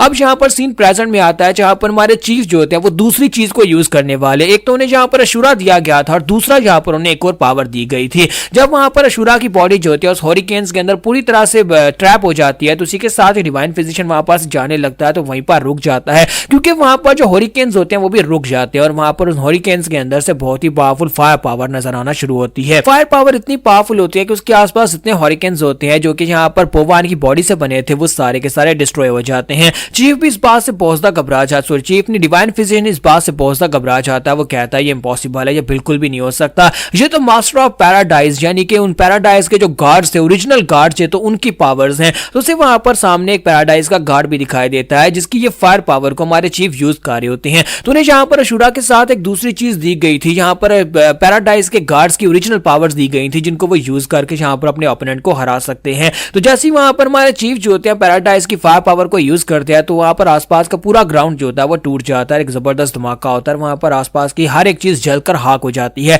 यहां तक कि पोवान जो कि वहां पर एक चक्रव्यूह बनाकर उसके आसपास घूम रहा था वो भी पूरी तरह से डिस्ट्रॉय हो जाता है। और हमारा डिवाइन फिजिशियन जो होता है वहां पर से भागकर दूसरे कमरे की तरफ जाता है। दूसरी तरफ दिखाते हैं कि हमारा अशूरा जो होता है उसकी हालत इस वक्त खराब हो रही है, क्योंकि एबिसल बीस्ट जो होता है अपने पास से कुछ मेहे निकालता है और उन्हें उसकी बॉडी के अंदर दंसा देता है। तो वो डिफरेंट पॉइंट्स के ऊपर उसे हमारे अशूरा की बॉडी के अंदर दंसा देता है और कहता है कि मुझे लगता है कि सीधा इसके दिल के ऊपर वार करना चाहिए या फिर इसके सर के ऊपर वार करना चाहिए। मुझे यहाँ पर इसके बारे में बताया गया था कि ये लड़का जो है इसके पास बहुत ज्यादा ब्रूट स्ट्रेंथ है, इसके पास इतनी स्ट्रेंथ है कि ये एक ही डंडा घुमाकर यहाँ पर पूरे के पूरे फोर्ट को बर्बाद कर सकता है। लेकिन यहाँ पर देखो मैं इतनी आसानी के साथ इसकी बॉडी के अंदर इन मेहूं को डाल पा रहा हूँ, इसका मतलब यह है कि इस लड़के की बॉडी एक काम लड़के से ज्यादा खास नहीं है। फिर साथ ही बिसल बीस्ट कहता है कि अब मैं यहाँ पर अगली पियर्सिंग कहां पर रुकूंगा, मैं सीधा इसके दिल के अंदर पियर्स करूं या फिर यहाँ पर इसके सर के अंदर पियर्स करूं, क्योंकि मुझे यहाँ पर जितनी जल्दी हो सके इस लड़के की बॉडी को टॉर्चर करके डिस्ट्रॉय करना होगा। इस लड़के को अगर मार दिया तो फिर जाकर मैं अपने डिवाइन फिजिशियन का साथ दे सकता हूं। मुझे लगता है कि डिवाइन फिजिशियन इस वक्त उस बुड्ढे के साथ फाइट कर रहे होंगे। तो वो जल्दी से पीछे की तरफ घूमकर देखता है क्योंकि उसे आवाज आ रही होती है। जब वो पीछे घूमकर देखता है तो नीचे का ग्राउंड टूट रहा होता है, नीचे का पूरा ग्राउंड जो होता है उस फायर के धमाके की वजह से टूट जाता है। तो ये देखकर बिसल बीस्ट बहुत सा हैरान हो जाता है और कहता है ये क्या हो रहा है, यहाँ पर पूरे का पूरा ग्राउंड टूट कैसा गया, सर पोवान कहां पर है। हमारा अशूरा जो होता है वो पिलर के साथ बंधा हुआ था, लेकिन अब जबकि वहां पर अशूरा जिस पिलर के साथ बंधा था वो भी टूट जाता है तो अशूरा वहां पर से पीछे की तरफ गिर जाता है। तो इसी के साथ ही दूसरी तरफ दिखाता है कि जहां पर डिवाइन फिजिशियन का रूम हुआ करता था वो रूम भी टूट चुका है, क्योंकि अब यहाँ पर काफी बड़ा धमाका होता है तो सारे के सारे रूम्स टूट जाते हैं। और जहां पर उन लोगों ने लोगों को इकट्ठा किया हुआ था 13 किंग्सलेयर के लोगों को, वो उसके नीचे का ग्राउंड भी टूट जाता है और वो सारे के सारे भी वहां पर नीचे गिर जाते हैं, जबकि इनके अपने सोल्जर्स जो होते हैं वहां से भागकर अपनी जान बचाने की कोशिश कर रहे होते हैं, क्योंकि ऊपर से पत्थर गिर रहे होते हैं और वो सभी लोग पत्थरों के साथ टकराकर मर रहे होते हैं। और दूसरी तरफ दिखाते हैं जहां पर चीफ ने तबाही मचाई थी, चीफ वहां पर से आगे की तरफ बढ़ना स्टार्ट करते हैं, डिवाइन फिजिशियन के पीछे जाते हैं, जबकि डिवाइन फिजिशियन वहां से भागता हुआ एक दूसरे रूम की तरफ निकलता है, एक दूसरी केव के अंदर आ जाता है। वहां पर आने के बाद चिल्ला चिल्ला कर कहता है पोवान पोवान तुम कहां पर हो, अगर तुम जिंदा हो तो फिर मेरे सवाल का जवाब दो, तुम कहां पर हो, जल्दी से मुझे बताओ कि तुम कहां पर हो। लेकिन वहां पर आसपास शांति होती है, पोवान नहीं होता, पोवान मर चुका है। तो डिवाइन फिजिशियन कहता है कमीना कहीं का, उसने यहाँ पर आकर मेरे एक बहुत ही ट्रस्टेबल साथी को मार डाला, पोवान को मार डाला। मुझे यहाँ पर इस बात का बिल्कुल भी आइडिया नहीं था कि वो अपने साथ यहाँ पर पैराडाइज के ओरिजिनल गार्ड्स की पावर्स को लेकर आएगा। उन ओरिजिनल पावर्स के साथ यहाँ पर उसके सामने कोई भी टिक नहीं सकता। साथ ही वो कहता है कि मुझे लगता है कि सब कुछ मेरी अपनी वजह से हो रहा है, ये मेरा किया जा रहा है, जो अब यहाँ पर पोवान को मेरी वजह से सजा मिली और पोवान यहाँ पर मुझे छोड़कर जा चुका है। मैंने यहाँ पर अपने बहुत ही क्लोजेस्ट सर्वेंट पोवान को खो दिया है, लेकिन अब मैं यहाँ पर बाकी किसी को नहीं खोने वाला। और साथ ही उसे पीछे से फिर से फायर दिखाई देती है, यानी चीफ जो होता है उसका पीछा करते करते वहां तक पहुंच आया होता है। तो डिवाइन फिजिशियन कहता है वो कमीना यहाँ तक पहुंच आया है, मुझे जल्दी से जल्दी जाकर अपने अगले प्लान को एक्टिवेट करना होगा। तो इसका अगला प्लान क्या होने वाला है और उस बड़े अंडे के अंदर से क्या निकलने वाला है, ये हम लोग शायद नेक्स्ट एपिसोड में देख पाए या फिर उससे अगली एपिसोड में देख पाए। तो गाइस कैसे हैं आप सब लोग, सीड्स ऑफ इमॉर्टैलिटी के एपिसोड 60 के साथ हाजिर हो। तो लास्ट एपिसोड के एंड पे हमने देखा था कि मां शूरा जो था वो इल्यूजन के अंदर फंसा हुआ होता है और यहीं पर से मां शूरा जो था फिर से अपनी बैकग्राउंड का सीन देखता है, जहां पर मां शूरा अपने मास्टर के साथ यानी चीफ के साथ वहां पर प्रैक्टिस कर रहा था। और चीफ जो होते हैं वो हट के ऊपर बैठे होते हैं और उसे कहते हैं तुम्हें क्या लगता है कि जहां पर जो आर्ट प्रोटेक्टर बीस्ट है क्या तुम उनसे फाइट करके उनको हरा पाओगे, क्योंकि फिलहाल की जो तुम्हारी कंडीशन है मुझे नहीं लगता कि तुम इस कंडीशन में उनको हरा सकते हो। तो ये उस वक्त की बात है जब हमारे शूरा ने स्योंगजी साज यानी द ब्लड बीस्ट बीस्ट को भी हरा दिया था और दोनों को हराने के बाद चीफ उससे कह रहे थे कि पहली बार तुम यहाँ पर बहुत सा इमोशनल हो गए थे और दूसरी बार तुम यहाँ पर बेहोश हो गए थे। तो हमारा शूरा उसे कहता है नहीं ऐसी कोई बात नहीं, मैं उसे हरा सकता हूँ। जब किसी के साथ हमारा चीफ उसे कहता है मुझे तो ऐसा बिल्कुल भी नहीं लगता और मुझे लगता है कि तुम्हारे अंदर जो पावर्स हैं सभी पावर्स को कंट्रोल करने के लिए वाकई में यहाँ पर तुम्हारे लिए एक टीचर की जरूरत पड़ेगी। शूरा ने वहां पर चीफ से कहा था कि ना हम लोग डायरेक्टली वहां पर फोर्ट सोवरियन के अंदर जाकर उन सभी की तशरीफ कूट दे। तो चीफ उसे कहता है कि फिलहाल के लिए ऐसा करना पॉसिबल नहीं है। हाँ, अगर तुम यहाँ पर अपनी ट्रू पावर्स को जो तुम्हारे अंदर छुपी हुई है उनको एक्टिवेट कर लेते हो तो फिर तुम्हारे लिए पहुंचना आसान है, तुम ये कर सकते हो क्योंकि तुम्हारे अंदर एक गार्ड ऑफ डिस्ट्रक्शन की पावर्स है। लेकिन फिलहाल के लिए तुम यहाँ पर उन पावर्स को कंट्रोल नहीं कर पाओगे। अगर तुम पावर्स को रिलीज भी करते हो तब भी तुम यहाँ पर उनको कंट्रोल नहीं कर पाओगे। और मेरी पावर्स क्योंकि पहले से यहाँ पर खत्म हो चुकी है और मैं भी यहाँ पर तुम्हें सिखा नहीं सकता कि कैसे यहाँ पर उन पावर्स को कंट्रोल करना है। इसका मतलब यह है कि मैं यहाँ पर तुम्हारे लिए बिल्कुल बेकार टीचर हूँ। तुम्हारा सूरज होता है वहां पर चीफ की बातें सुन रहा होता है, किसी के साथ उसे वहां पर दर्द होना शुरू हो जाता है और हमारा सूरज होता है वहीं पर ग्राउंड के ऊपर गिर जाता है। तो चीफ उसे कहता है कि शूरा क्या हो गया? तो शूरा कहता है कुछ नहीं चीफ, मुझे यहाँ पर अजीब सा महसूस हुआ मेरे कंधे के अंदर जैसे किसी ने यहाँ पर कोई चीज पियर्स कर दी हो, जैसे किसी ने कोई नोकीली चीज मेरे कंधे के अंदर दंसा दी हो। और दूसरी तरफ दिखाते हैं कि वहां पर हमारा जो अबिसल बीस्ट होता है वो रियलिटी में उसके कंधे के अंदर वाकई में वहां पर एक जो कील होता है उससे दंसा रहा होता है। और जब वहां पर उस कील को उसकी बॉडी के दंसाता है तो मायशूरा को वहां पर अपनी इल्यूशन के अंदर दर्द महसूस होता है जहां पर वो चीफ से बात कर रहा होता है। तो चीफ उसे कहता है कि मुझे यहाँ पर इस दर्द के बारे में और बताओ कि ये दर्द कैसा है। तो मायशूरा कहता है कि मुझे ऐसा लगता है जैसे कोई अंदर से मुझे यहाँ पर चीर फाड़ रहा हो, ऐसे लगता है जैसे कि कोई यहाँ पर नुकीली चीजें मेरी बॉडी के दंसा रहा है, मुझे यहाँ पर महसूस हो रहा है। लेकिन मुझे लगता है कि ये यहाँ पर कुछ है नहीं क्योंकि मुझे तो यहाँ पर कुछ भी महसूस नहीं हो रहा कि मेरे सॉरी मुझे तो कुछ दिखाई नहीं दे रहा है जो कि यहाँ पर मेरी बॉडी के अंदर दंस रहा हो।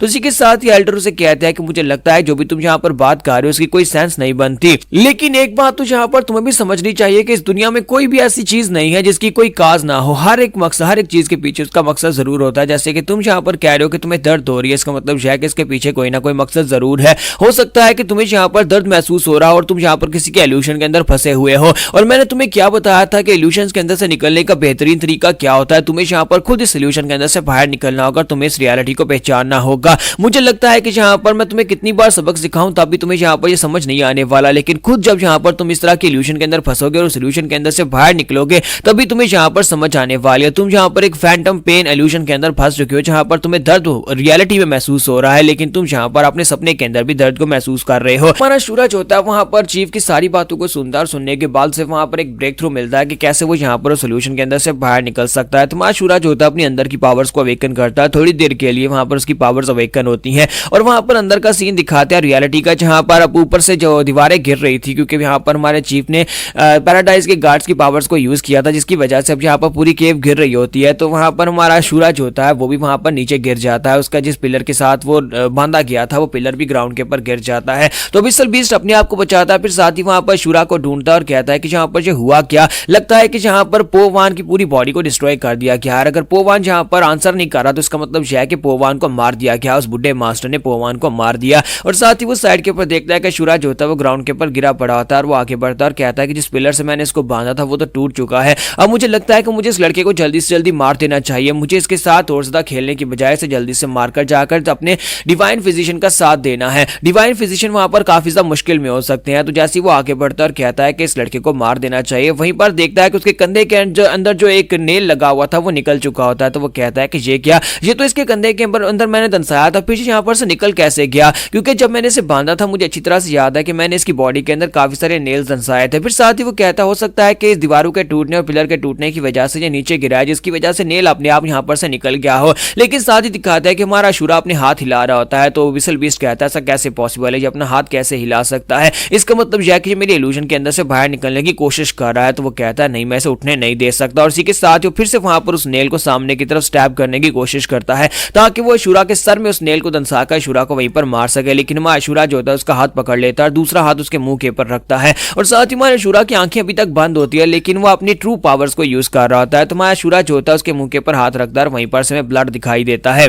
तो यहीं पर जारिम जू को दिखाता है कि जारिम जू जो होता है वहीं पर साइड के ऊपर छुपकर ये सब कुछ देख रहा होता है। वो खुद भी इस बात से काफी ज्यादा हैरान होता है कि जहाँ पर अचानक से क्या हो रहा है, फोर्ट सोवरियन के ऊपर किसने हमला कर दिया। लेकिन जब वो वहां पर शूरा को देखता है कि शूरा ने वहां पर अपने हाथ की मुट्ठी बंद करता है, जब वहां पर उसके मुंह के ऊपर हाथ रखता है तो उसी के साथ ही वहां पर उसको मार डालता है, यानी कि वहां पर बिसल बीस जो होता है उसकी खोपड़ी उड़ जाती है और वो मर जाता है। तो ये देखने के बाद जारिम जू काफी ज्यादा हैरान होता है और कहता है कि ये कैसे पॉसिबल है, ये लड़का यानी कि वही लड़का है जिसने मेरे ब्लैक यूनिट वॉच टावर के ऊपर आकर अटैक किया था और अब यहाँ पर इसने यहाँ पर बिसल बीस्ट को भी मार डाला है और इतनी आसानी के साथ मार डाला है जैसे कि बिसल बीस्ट की वैल्यूज के सामने कुछ भी ना हो, तो उसके सामने कीड़े मकोड़े की तरह हो। तो वहां शूरा जो होता है वहां पर उसको मारने के बाद उसको बाजू से पकड़ता है और साथ उसे घुमाकर पीछे वाले पत्थर के साथ पटक कर मारता है, जिसकी वजह से बिसल बीस्ट की पूरी बॉडी वहां पर टुकड़े टुकड़े हो जाती है। और उसके बाद वहां शूरा उठकर खड़ा हो जाता है। फिर साथ ही वो कहता है कि इस कमीने ने यहाँ पर मेरी बॉडी के अंदर काफी सारे स्टिंग्स लगाए थे, लेकिन अब मुझे जल्दी से आगे बढ़ना होगा। और जारिम जू वहां पर सोच रहा होता है कि मुझे लगता है कि मुझे जल्दी से जल्दी यहाँ पर से निकल जाना चाहिए, क्योंकि अगर यहाँ पर बिसल बीस्ट इन मॉन्स्टर्स के सामने नहीं टिक पा रहा तो मुझे लगता है कि डिवाइन फिजिशियन भी यहाँ पर मरने वाला है। साथ ही जारिम जू कहता है कहीं ऐसा तो नहीं है कि मैं यहाँ पर उसके इल्यूजन के अंदर फंसा हुआ हूँ, क्योंकि ये लड़का जो कि सिर्फ एक छोटा बच्चा है वो बिसल बीस्ट की पावर्स के कंट्रोल में होगा और हो सकता है कि यहाँ पर बिसल बीस्ट ने अपनी इल्यूजन पावर्स को यूज किया और मैं भी यहाँ पर उसके इल्यूजन के अंदर फंसा हुआ हूँ, क्योंकि एक बच्चा यहाँ पर बिसल बीस्ट को कैसे मार सकता है जो कि यहाँ पर एक बीस्ट मास्टर है और इतना पावरफुल है कि वो अपनी इल्यूजन के साथ हजारों लाखों करोड़ों लोगों को कंट्रोल कर सकता है।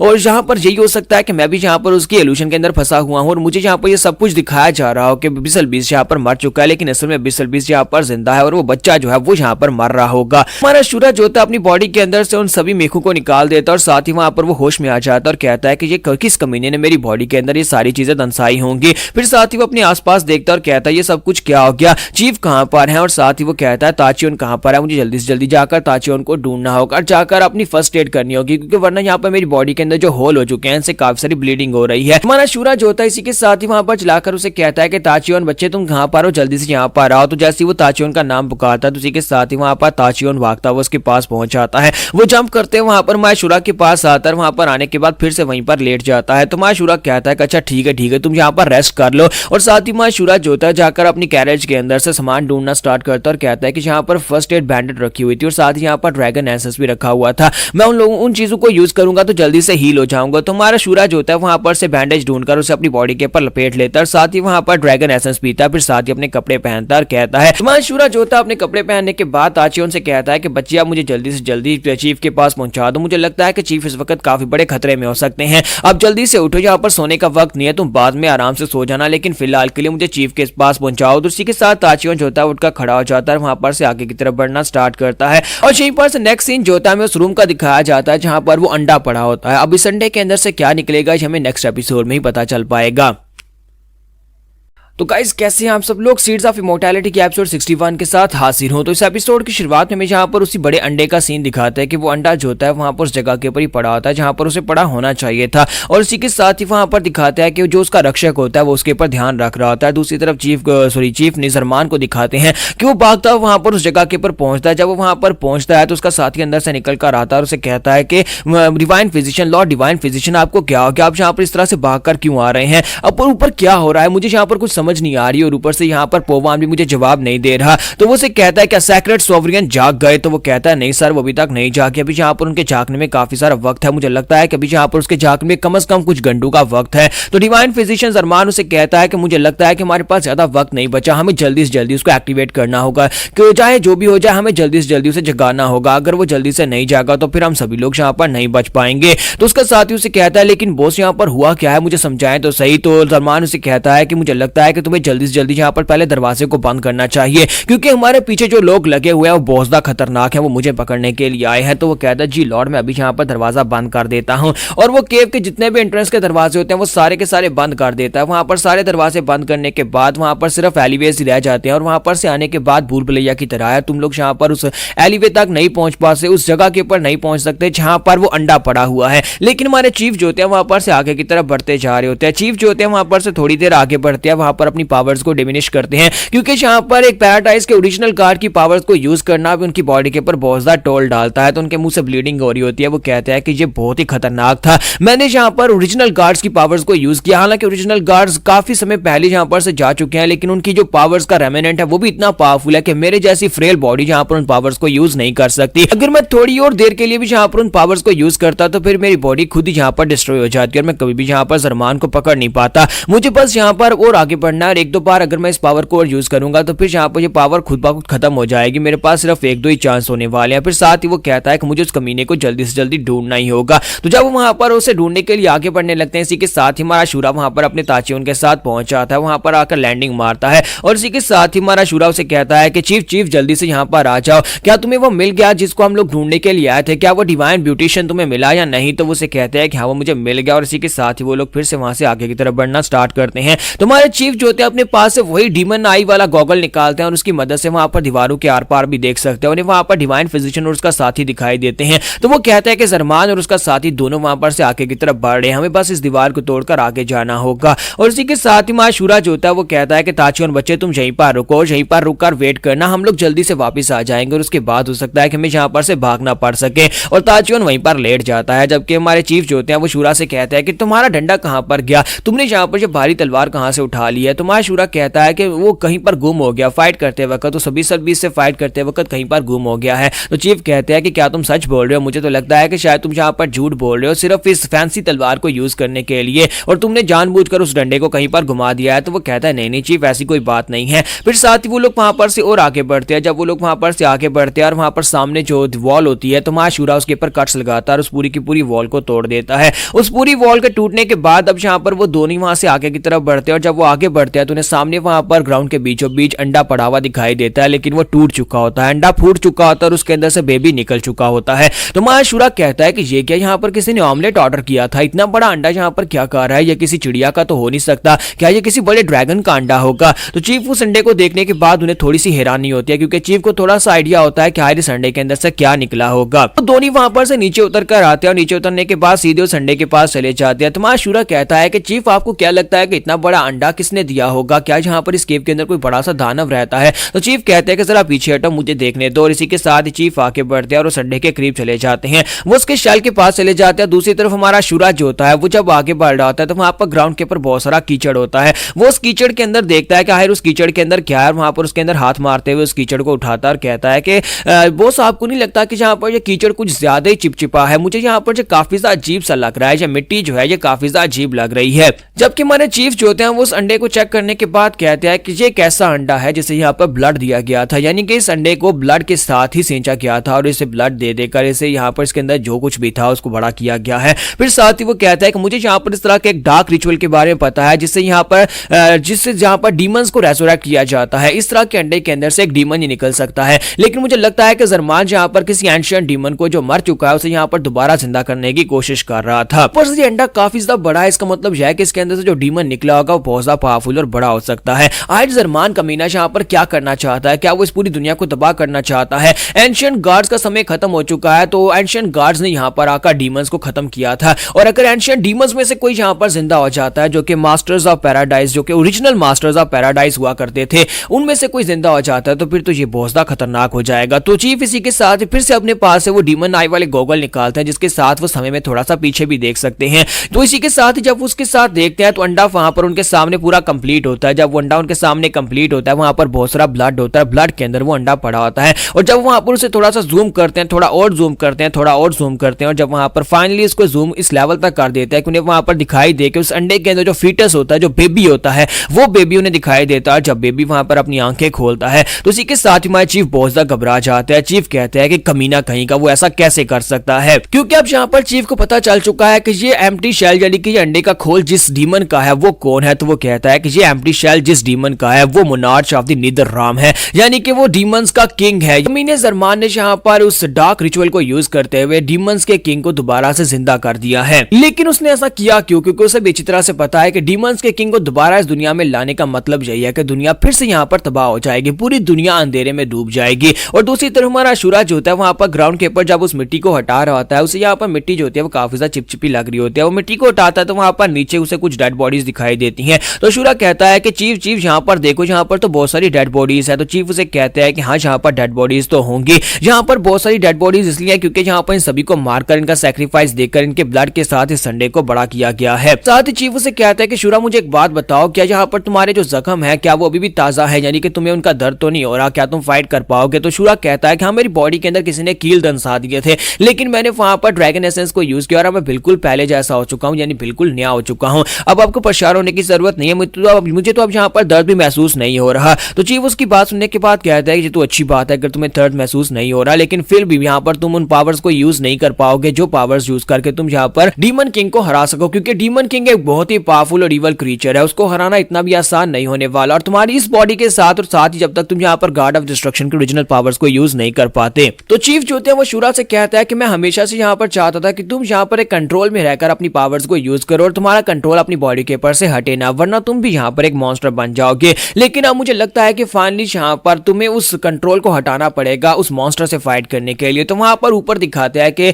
जरमान और उसका साथी उसका जो गार्डियन बीस्ट होता है वो लोग वहां पर खड़े होते हैं और जरमान ने अपने हाथ में वहां पर एक बेबी उठा रखा होता है, और ये जो छोटा बेबी होता है यही वो डीमन किंग होता है जिसे यहाँ पर रेजोरेक्ट किया गया है। तो हमारे चीफ उस बेबी की तरफ देखते हैं और कहते हैं जरमान तुम्हें अच्छी तरह से पता है कि तुमने यहाँ पर क्या कर दिया है और तुम्हें इसके सर्कमस्टेंसेस के बारे में पता है, तुम्हें पता है कि इसके कॉन्सिक्वेंसेस क्या होने वाले हैं। तो तुम पहली यहाँ पर मास्टर ऑफ पैराडाइज के यानी कि उन गार्ड्स के पहुंचता खिलाफ, और ऊपर से अब तुमने यहाँ पर इस डार्क रिचुअल को परफॉर्म करके उस एबिसल डीमन को जो कि डीमंस का किंग था उसको रेजोरेक्ट कर दिया है, जिसकी वजह से अब गार्ड्स तुमसे और भी ज्यादा नाराज होने वाले हैं। क्या तुम्हें जरा भी आइडिया है कि तुमने यहाँ पर क्या कर दिया है? तो यहाँ पर हम लोग अपनी एपिसोड 61 का एंड करेंगे और नेक्स्ट एपिसोड में हम लोग यहाँ पर डीमन किंग की पावर्स का ग्लिम्स देखेंगे।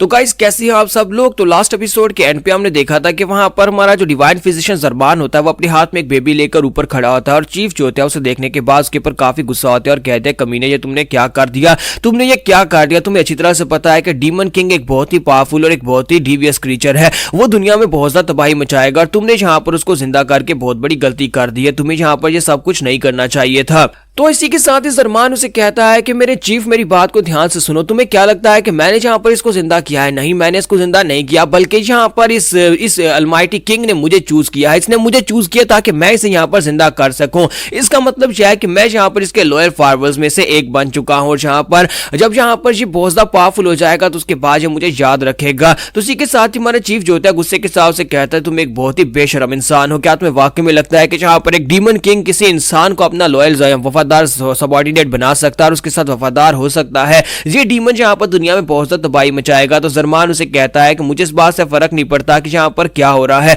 लेकिन तुमने जो कुछ भी हमारे साथ किया था उसके बाद तुम्हें तो यहाँ पर जिंदा रहने का कोई अधिकार नहीं है। तो शुरुआत से यहाँ पर इसी को जिंदा करने की कोशिश कर रहा था, शुरुआत से मैं यहाँ पर इसका एक एजेंट था और यहाँ पर देखो मैंने ये कर दिखाया है। इतने सालों की मेहनत के बाद, इतने सारे लोगों के सैक्रिफाइस के बाद मैंने यहाँ पर अपने किंग को दोबारा जिंदा कर दिया, हमारा डीमन गार्ड दोबारा से यहाँ पर जिंदा हो चुका है। और साथ ही वो कहता है कि मेरे किंग ने यहाँ पर मुझे अभी भी बात करते हुए कहा है कि वो यहाँ पर अपने इस दुनिया में वापस आने की सेलिब्रेशन को इस तरह से मनाना चाहता है कि वो सबसे पहले यहाँ पर तुम्हें मारेंगे, तुम्हारे सैक्रिफाइस के साथ अपनी सेलिब्रेशन को स्टार्ट करेंगे। और इसी के साथ ही वहां पर डीमन किंग जो होता है अपनी आंखें खोलता है। तो डीमन किंग जब वहां पर अपनी आंखें खोलता है तो वो मिट्टी जो कि नीचे वहां पर होती है वो हिलना शुरू हो जाती है। तो हमारा शूरा नीचे की तरफ देखता है तो वहां पर जितने भी मुर्दे उसके अंदर पड़े होते हैं वो सारे जिंदा हो जाते हैं और उनका खड़े होना शुरू हो जाता है, हालांकि वो सारे काफी सालों पहले मर चुके थे। तो हमारा शूरा जो होता है वो चीफ से कहता है कि चीफ यहाँ पर जो सारे के सारे मुर्दे जो काफी अर्सा पहले मर गए थे वो दोबारा जिंदा होते जा रहे हैं। तो चीफ उसे कहता है कि हाँ वो जिंदा होंगे ही, क्योंकि ये कमीना डीमन किंग जो है वो सिर्फ और सिर्फ अपने ग्लिम्स के साथ ही, अपनी एक आंख के इशारे के साथ यहाँ पर इन सभी को जिंदा कर सकता है।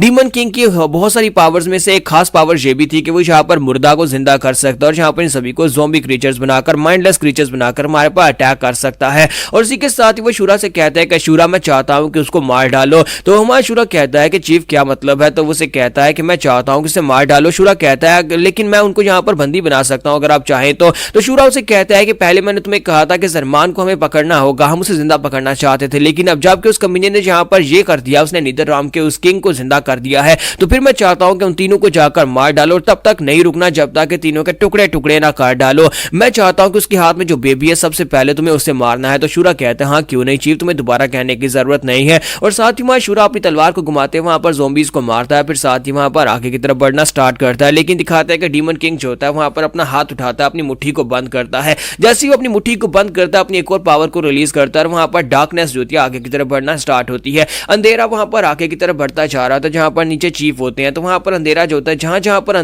उसका अंधेरा जो होता है वो जाता है, वहां पर से ज़ोंबीज उठना शुरू हो जाते हैं नीचे, क्योंकि बहुत सारी डेड बॉडीज पड़ी होती हैं, हजारों लाखों लोगों को मारकर जहां पर उस अंडे को खून दिया गया था, इसी वजह से वहां पर बहुत सारी डेड बॉडीज थी। वो सारी की सारी डेड बॉडीज जो होती है उठना शुरू हो जाती है और माँ शूरा बड़ी तेजी के साथ उनको मारने के लिए आगे बढ़ जाता है। तो शूरा जो होता है वो जाकर उन सभी के ऊपर अटैक करना स्टार्ट करता है, वो सभी को मार रहा होता है, लेकिन क्योंकि वो ज़ॉम्बीज है, माइंडलेस ज़ॉम्बीज दोबारा उठकर खड़े हो जाएंगे, चाहे उनकी बॉडी का कोई सा पार्ट भी क्यों ना कट जाए। तो माँ शूरा जो होता है उनको मारते मारते आगे की तरफ बढ़ता है। उसका टारगेट जो होता है वहां पर सामने जरमान होता है और वो वहीं पर ऊपर की तरफ जंप करते हुए एक स्ट्राइक लगाता है और वो स्ट्राइक बड़ी तेजी के साथ उड़ती हुई सीधी जरमान की तरफ आगे बढ़ती है। लेकिन जैसे ही वो उनके करीब पहुंचते हैं, वहां पर पहुंचने के बाद वो किसी चीज के साथ टकराते हैं, एक इनविजिबल वॉल के साथ, और वहीं पर से गायब हो जाती है। तो ये देखकर हमारा शूरा काफी ज्यादा हैरान हो जाता है। तो जरमान उसे कहता है कि लड़के, लगता है कि तुम्हें यहाँ पर अभी तक समझ नहीं आ रही, तुम्हें क्या लगता है कि तुम यहाँ पर मुझे इतनी आसानी से पकड़ सकते हो? मुझे यहाँ पर manipulator of time and space कहा जाता है। क्या तुम्हें यहाँ पर इस बात का जरा भी आइडिया है कि मुझे यहाँ पर manipulator of time and space क्यों कहा जाता है? क्योंकि इस वक्त तुम और हम लोग जहां पर खड़े हैं वो एक अलग अलग स्पेस है।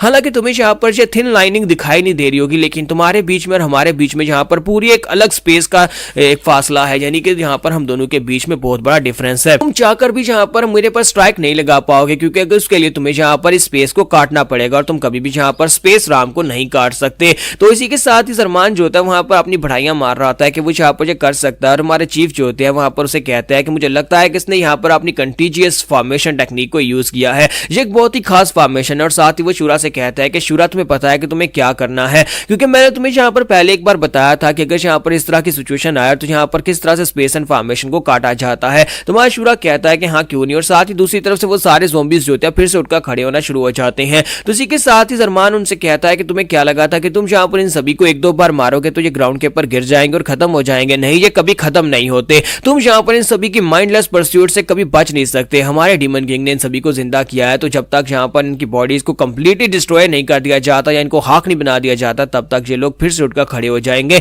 जब तक इनके पास इनकी बॉडी या फिर हड्डियां बाकी है, तब तक ये उठकर खड़े हो जाएंगे। अब यहाँ पर फाइट करते रहो जब तक कि तुम सभी लोग यहाँ पर मर नहीं चाहते, क्योंकि तुम्हें यहाँ पर पता होना चाहिए कि तुम यहाँ पर एक इमॉर्टल बीइंग, एक डीमन किंग का सामना नहीं कर सकते और उसे डिफाई बिल्कुल भी नहीं कर सकते। और इसी के साथ ही हमारे चीफ जो होते हैं वहां पर अपनी पावर्स को यूज करते हैं, अपने पास तलिस्मन्स को यूज करके ज़ॉम्बीज के ऊपर अटैक कर रहे होते हैं। हमारा शूरा यहाँ पर एक बड़ी प्रॉब्लम में होता है कि क्या वो चीफ को बचाए या फिर आगे बढ़कर जाकर उस स्पेस को काटे। तो हमारे चीफ उसे कहते हैं कि लड़के, मैंने तुमसे कहा ना कि आगे बढ़ो, जाकर उस स्पेस को काटो, जाकर उन तीनों को मार डालो। मैं अपने आप को यहाँ पर इन लोगों से बचा सकता हूँ, जब तक तुम वापस आओगे तब तक मैं यहाँ पर सेफ रहूंगा। तो शूरा कहता है ठीक है चीफ, यहाँ पर जैसा तुम कहते हो वैसे ही करूंगा। और इसी के साथ ही हमारे शूरे को वो बताते हैं कि तुम्हें यहाँ पर वही करना है जो तुमने लिब्रियंथ ऑफ स्पेस के अंदर किया था। तुम्हें अच्छी तरह से याद होगा कि वहां पर तुमने कंटीजियस फॉर्मेशन बैरियर को कैसे काटा था। अब जल्दी से आगे बढ़ो, जाकर वही अटैक करो जो तुमने वहां पर किया था। तो शूरा कहता है जी चीफ, मैं अभी जाता हूं। और हमारा शूरा जो होता है बड़ी तेजी के साथ भागता हुआ आगे बढ़ता है, रास्ते में आने वाले सभी ज़ॉम्बीज को मारते हुए आगे की तरफ बढ़ता है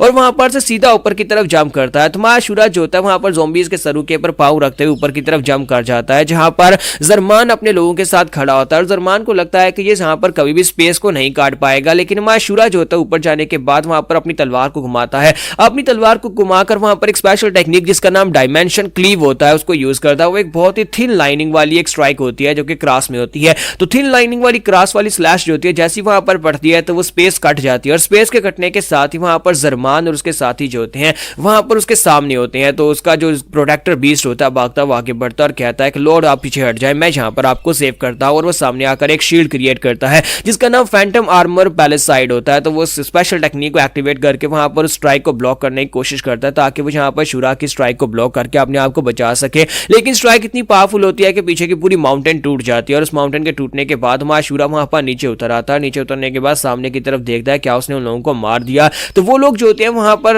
नीचे गिर चुके होते हैं, और नीचे गिरने के बाद उनके हाथ से डीमन किंग बेबी जो होता है वो भी गिर चुका होता है। तो गार्डियन प्रोटेक्टर बीस्ट उसे कहता है कि सर क्या आप ठीक हैं, जबकि जरमान उसे कहता है कि लॉर्ड डीमन किंग कहां पर है, जल्दी से उनको ढूंढो। और हमारा शूरा जो होता है वहां पर से आगे की तरफ बढ़ रहा होता है, जबकि इसी के साथ ही प्रोटेक्टर गार्डियन जो होता है वो आगे बढ़ता और कहता है कि सर आप जल्दी से यहाँ पर से चले जाएं, मैं आगे बढ़ता हूँ, जाकर इसे फाइट करता हूँ, मैं इसे रोक कर रखूंगा। जबकि जरमान उसे कहता है रुक जाओ तुम इससे फाइट मत करो, क्योंकि इस वक्त वो लड़का हमारे डीमन किंग के सामने खड़ा है। तो हमारा शूरा वहां पर नीचे देखता है तो उसके सामने वो छोटा बेबी गिरा पड़ा होता है, तो वो बेबी उसके सामने होता है, वहीं पर से अपनी आंखें खोलता है। जैसे वो बेबी वहां पर अपनी आंखें खोलता है, तुम्हारा शूरा जो होता है उसकी आंखों को देखते ही बहुत ज्यादा घबरा जाता है, क्योंकि उसे वहां पर एक घबराहट का दौरा पड़ता है। वो एक डीमन किंग है, एक गॉड फॉर्म का एक डीमन किंग है। इसी वजह से यहाँ पर उसकी पावर लेवल्स और उसका घूरना इतना ज्यादा स्पेशल है कि हमारा शूरा जो होता है थोड़ी देर के लिए वहीं पर हैंग हो जाता है। तो अब क्या होगा, क्या हमारा शूरा यहाँ पर इस डीमन गार्ड को मार पाएगा या नहीं, ये हम लोग नेक्स्ट एपिसोड में देख पाएंगे।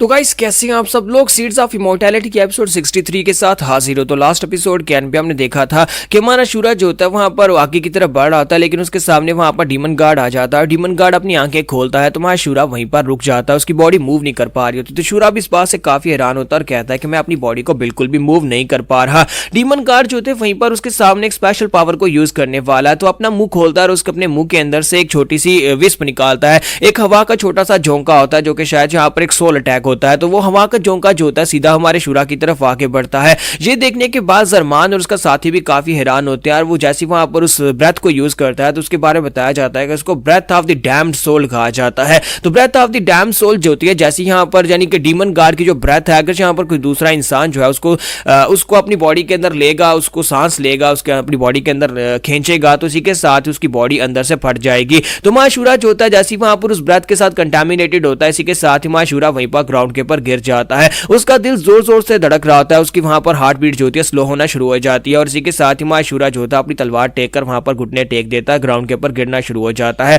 और उसकी आंखें जो होती है वो भी यहाँ पर उसके अंदर से भी कलर जो होता है खत्म हो जाता है। जबकि डीमन गार्ड जो होता है उसी की तरफ वहां पर घूर घूर का देख रहा होता है और जब वहां पर उसकी तरफ घूर घूर का देख रहा होता है उसे लगता है कि यहाँ पर उसका काम हो गया, लेकिन हमारा शूरा जो होता है अपना हाथ आगे बढ़ाता है, डीमन गार्ड को मुंह से पकड़ लेता है। वो डीमन गार्ड को सर से पकड़ता है और उसे वहां पर ऊपर की तरफ उठा लेता है। तो हमारा शूरा जो होता है, हालांकि यहाँ पर उसकी पावर जो है थोड़ी देर के लिए स्टक हो चुके हैं, लेकिन इसके बावजूद हमारा शूरा, क्योंकि उसके पास ट्रू गॉड ऑफ डिस्ट्रक्शन की पावर्स हैं, वो यहाँ पर खुद ब खुद एक्टिवेट हो जाती है और वो यहाँ पर उसको पकड़ता है और उसको पकड़ने के बाद वहां पर एक जबरदस्त धमाका होता है कि जैसे हमारा शूरा जो होता है वो डीमन गार्ड को मारने लगता है, उसका सर पिचकाने लगता है। इसी के साथ ही प्रोटेक्टर बीस्ट वहां पर आता है, आकर हमारा शूरा की चेस्ट के ऊपर पाम से अटैक करके उसे पीछे की तरफ गिरा देता है और साथ ही अपने डीमन गार्ड को वहां पर से उठाता है और उसे उठाकर पीछे की तरफ हट जाता है। जबकि हमारा शूरा जो होता है वहां पर से सीधा ग्राउंड के ऊपर जाकर गिरता है, जहां पर काउंटलेस ज़ॉम्बीज होते हैं। बहुत सारे ज़ॉम्बीज जो होते हैं अपने हाथ उठाकर खड़े होते हैं ताकि वहां पर उसके गिरने के बाद से खा सके। तो हमारा शूरा सीधा ग्राउंड के ऊपर जाकर गिरता है और वो सभी ज़ॉम्बीज जो होते हैं वहां पर उसको खाना शुरू कर देते हैं। और ये सीन वाकई में काफी ज्यादा खतरनाक सीन है, जहां पर वो सारे ज़ॉम्बीज जो होते हैं उसकी बॉडी को नोच रहे होते हैं। कुछ ज़ॉम्बीज अपने हाथों के साथ, कुछ अपने दांतों के साथ उसके मांस और फ्लैश को वहां पर निकाल रहे होते हैं, उसे खींच खींच कर खा रहे होते हैं। जबकि हमारा शूरा का हार्ट जो होता है वहां पर अभी धड़क रहा होता है, लेकिन उसकी हार्ट बीट बहुत ज्यादा स्लो हो चुकी होती है और ज़ॉम्बीज उसके ऊपर पूरी तरह से चढ़ चुके होते हैं। इतने सारे ज़ॉम्बीज जो होते हैं वो यहाँ पर उसे बुरी तरह से निकल रहे होते हैं, लेकिन क्योंकि वहां पर शूरा ऊपर से नीचे गिरा था तो वहां पर ऊपर की सारी बिल्डिंग भी नीचे गिर रही थी, वो सारे पत्थर नीचे गिरते हैं और सभी ज़ॉम्बीज जो होते हैं उन पत्थरों के साथ टकराकर मर जाते हैं। और हमारा शूरा जो होता है अपनी कटी फटी बॉडी के साथ उठकर खड़ा हो जाता है, यहां तक कि उसके बाजू के अंदर से और उसकी जो रिब केज होता है वो भी नजर आ रहा था, उसकी हड्डियां सारी नजर आ रही होती हैं। और लेकिन हमारा शूरा फिर भी उठकर खड़ा होता है। जरमान कहता है कि ऐसा बिल्कुल भी पॉसिबल नहीं है, यहां तक कि इसने यहां पर डीमन गार्ड की breath of the damned soul को अपनी बॉडी के अंदर एब्जॉर्ब किया, ये उसके लंग्स के अंदर गई थी और उसके बाद यहां पर बहुत सारे ज़ॉम्बीज ने उसकी बॉडी को नोच डाला, जहां तक कि उसकी हड्डियां नजर आ रही हैं उसके मांस के अंदर से और साथ ही उसकी रिब केज दिखाई दे रही है उसके अंदर से। यहां पर उसका दिल उसे दिखाई देता है कि उसके रिब केज के अंदर उसका दिल जो होता है वो भी धड़क रहा होता है।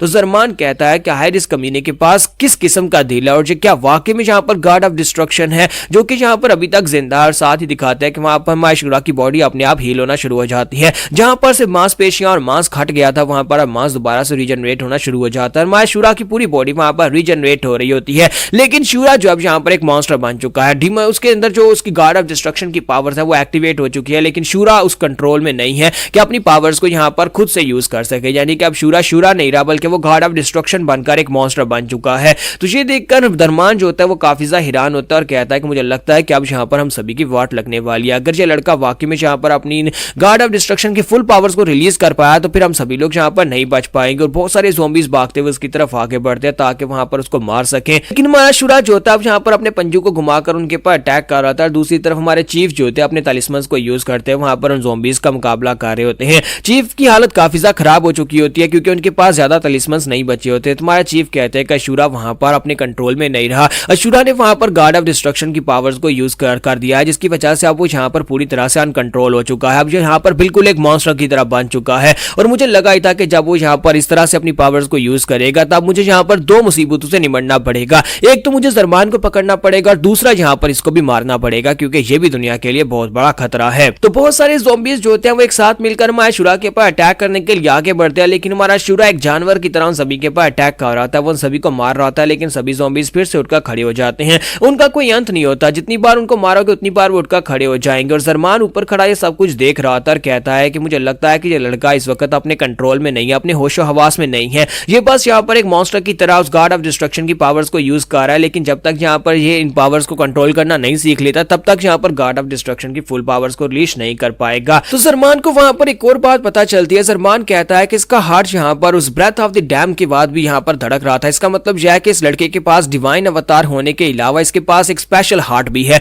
मुझे लगता है ये हैशूरा का हार्ट था, असली गार्ड ऑफ डिस्ट्रक्शन का हार्ट था। अगर ये लड़का यहाँ पर इन पावर्स को कंट्रोल करना सीख गया तो मुझे लगता है कि इनमें से कोई भी यहाँ पर इसके सामने नहीं टिक पाएगा। ये सभी ज़ॉम्बीज़ तो क्या यहाँ पर गार्ड ऑफ डिस्ट्रक्शन, हमारा जो डीमन गार्ड है वो भी इसके सामने नहीं टिक पाएगा, क्योंकि हमने यहाँ पर अपने डीमन गार्ड को इन सभी मॉर्टल्स, इन आम इंसानों का सैक्रिफाइस देकर दोबारा से रिक्रिएट किया, जिसकी वजह से हमारा डीमन गार्ड भी उन फुल पावर्स को हासिल नहीं कर सकता जो कभी यहाँ पर इसके पास फुल पावर्स बाय बर्थ हुआ करती थी। लेकिन शूरा के लिए भी काफी ज्यादा दिक्कत भरा होने वाला है। यहाँ पर इन सभी मॉन्स्टर से अपने आप को बचा पाना, इन सभी मॉन्स्टर से बचना ऐसे ही है जैसे कि यहाँ पर खुद अपनी बॉडी को उनके हाथों से कटवाना। तुम यहाँ पर उन सभी को हरा तो दोगे, लेकिन तब तक तुम्हारी अपनी बॉडी जो है यहाँ पर पूरी तरह से डिस्ट्रॉय हो जाएगी, क्योंकि वो ज़ॉम्बीज़ जो होते हैं उनसे कभी टांग के ऊपर काटते हैं, कभी बाजू के ऊपर आकर काटना शुरू कर देते हैं। और हमारा शूरा जो होता है उन सभी से वहां पर निमट तो रहा था, लेकिन उसे काफी ज्यादा मुश्किल हो रही होती है, क्योंकि फिलहाल के लिए वो अपने सेंसेस में नहीं है, वो बस यहाँ पर एक जानवर की तरह अपने इंस्टिंक्ट्स को यूज करते हुए सभी के ऊपर अटैक किए जा रहा है। और यहीं पर दिखाते हैं कि फिर से ज़ॉम्बीज़ की एक माउंटेन बन जाती है और ज़ॉम्बीज़ जो होते हैं पूरी तरह से उसके ऊपर चढ़ जाते हैं और हमारे शूरा को नीचे दबा देते हैं। लेकिन शूरा फिर से अपने पंजे को घुमाकर उन सभी के ऊपर अटैक करता है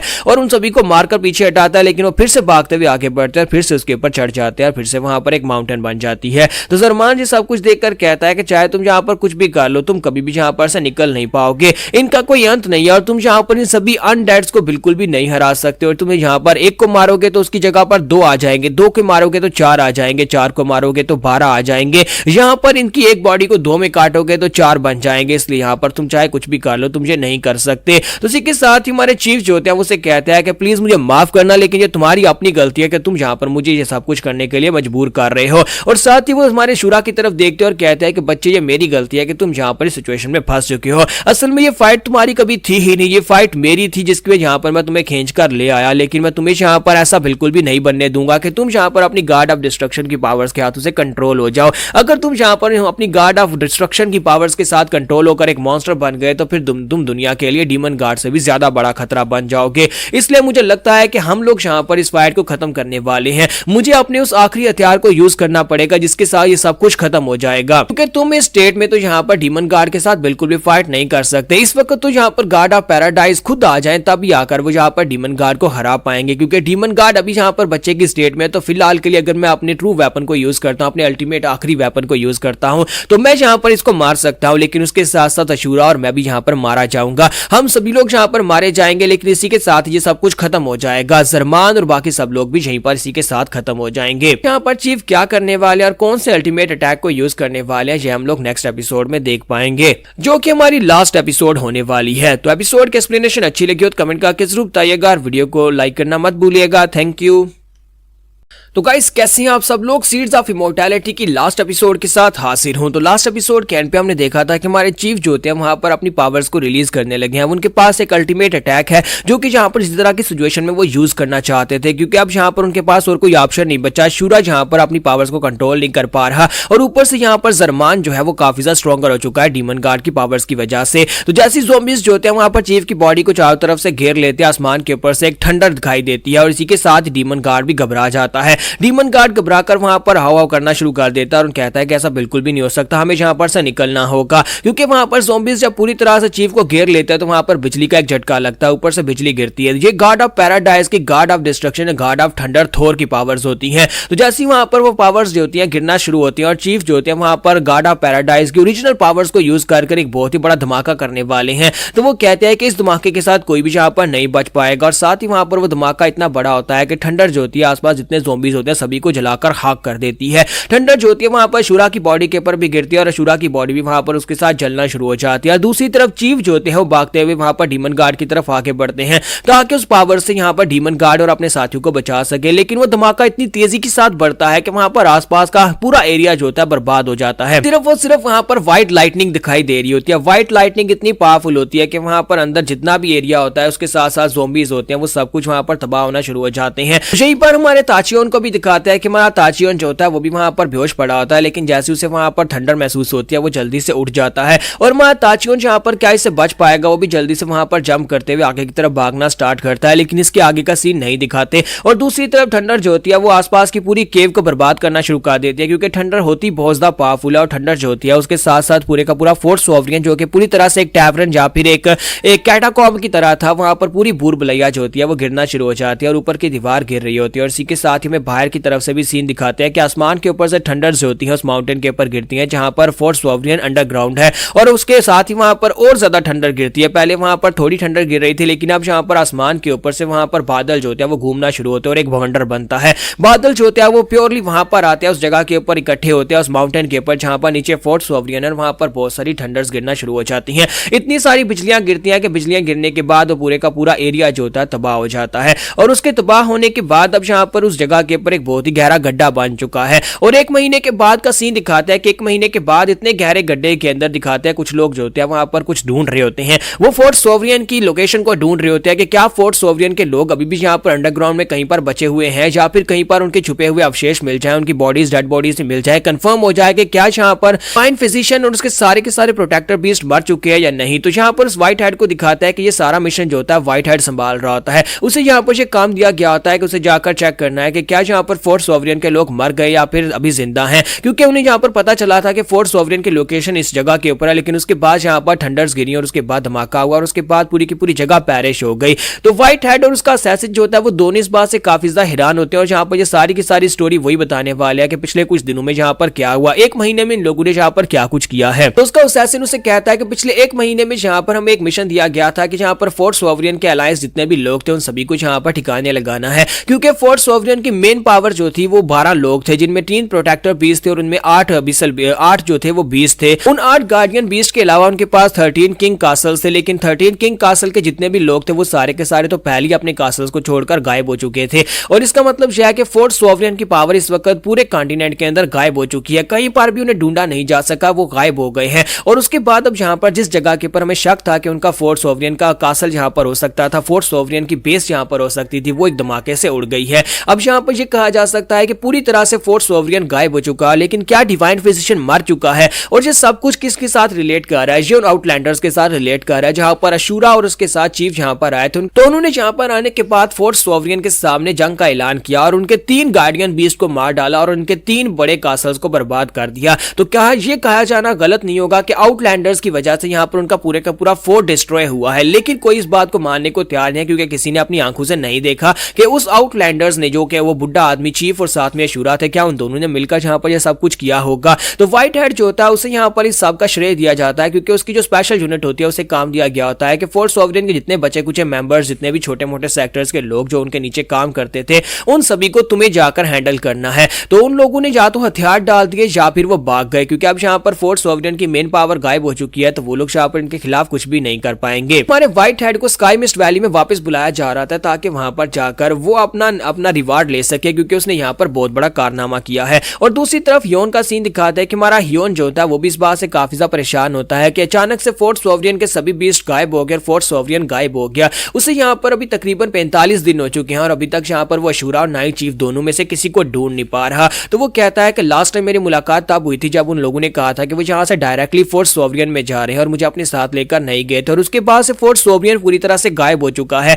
और साथ ही उनके नीचे जितने काम करने वाले लोग थे वो सारे भी गायब हो चुके हैं। 13 किंग कासल के लोग गायब हो चुके हैं। बार बार वही बातें की जा रही हैं, तो मैं इनको दोहराऊंगा नहीं। अब यहाँ पर ये सारी बातें बताई जा रही थी कि पिछले 45 दिन में हमारे जो स्काई मिस्ट वैली के लोग थे और हमारे जो मार्शल अलायंस यूनियन के लोग थे, उन सभी लोगों ने दोबारा से यहाँ पर अपनी जो यूनियन है उसे बनाना शुरू कर दिया। दोबारा से अब यहाँ पर जिंदगी फिर से ट्रैक के ऊपर आ चुकी है और मुझे लगता है कि यहाँ पर ये सब कुछ नॉर्मल हो चुका है। लेकिन ह्योन कहता है कि फिर भी मुझे एक डर है, मुझे एक अजीब सा डर महसूस हो रहा है कि क्या ये वाकई में सब कुछ नॉर्मल हो चुका है या फिर अभी भी कहीं पर डिवाइन फिजिशियन और उसके ना उन्हें साथी अभी तक कहीं पर जिंदा हैं, लेकिन अगर वो जिंदा भी हैं तो मुझे लगता है कि ये कई सालों के बाद वापस आने वाले हैं। हो सकता है कि कई लाखों साल के बाद वापस आए, फिर से तैयारी करके वापस आए, क्योंकि अब यहाँ पर उनके पास जो कुछ भी था वो सब कुछ तो तबाह हो चुका है और इतनी जल्दी वो वापस नहीं आने वाले, और इतने में हमारे पास बहुत ज़्यादा समय होगा। तो क्या मैं यहाँ पर से अपनी सैंक्चुरी में वापस चला जाऊं? हो सकता है कि मुझे यहाँ पर सैंक्चुरी से वापस निकलने का मौका ना मिले, लेकिन मैं यहाँ पर काफी सालों के बाद वहां से निकला हूं, तो कम से कम 1-2 साल के लिए यहाँ पर बाहर की दुनिया घूम सकता हूँ, रेस्ट कर सकता हूँ और फिर अपनी सैंक्चुरी में वापस चला जाऊंगा।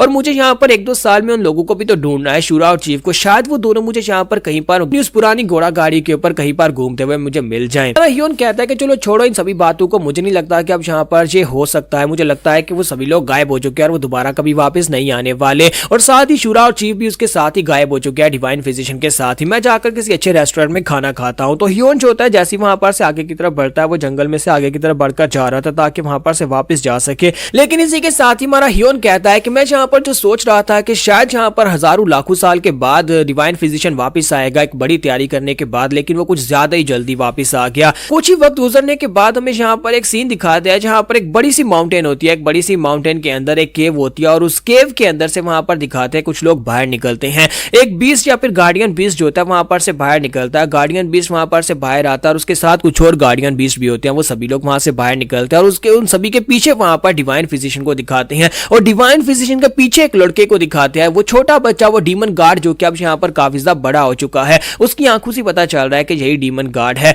और वो जो होता है अब यहाँ पर शूरा की एज का हो चुका है, यानी कि तकरीबन 15-18 साल का हो चुका है। और यहीं पर से दूसरी तरफ दिखाते हैं कि हमारी जो गावी होती है उसे भी महसूस होता है, उसे पता चलता है कि डिवाइन फिजिशियन अभी तक जिंदा है। और यहीं पर से दूसरी तरफ दिखाते हैं जहां पर हमारा जो व्हाइट हेड होता है वो अपने लोगों को लेकर आगे की तरफ बढ़ रहा होता है, क्योंकि उसे भी यहाँ पर महसूस होता है कि कुछ ना कुछ तो हुआ है। हमारा ह्योन जो होता है जब वो एक जंगल से गुजरकर जा रहा था तो उसे वहां पर दिखाई देता है एक लड़का जिसके हाथ में एक डंडा होता है, और उसने अपने सामने काफी सारे लोगों को मार दिया होता है। तो वो हमारा शूरा होता है, लेकिन शूरा काफी हद तक बदल चुका होता है। तो यहाँ पर हमारी एपिसोड 64 का एंड हो जाता है, जहां पर हमारे सीजन 1 का भी एंड हो जाता है, और सीजन 2 जब आएगा तब उसको एक्सप्लेन करेंगे।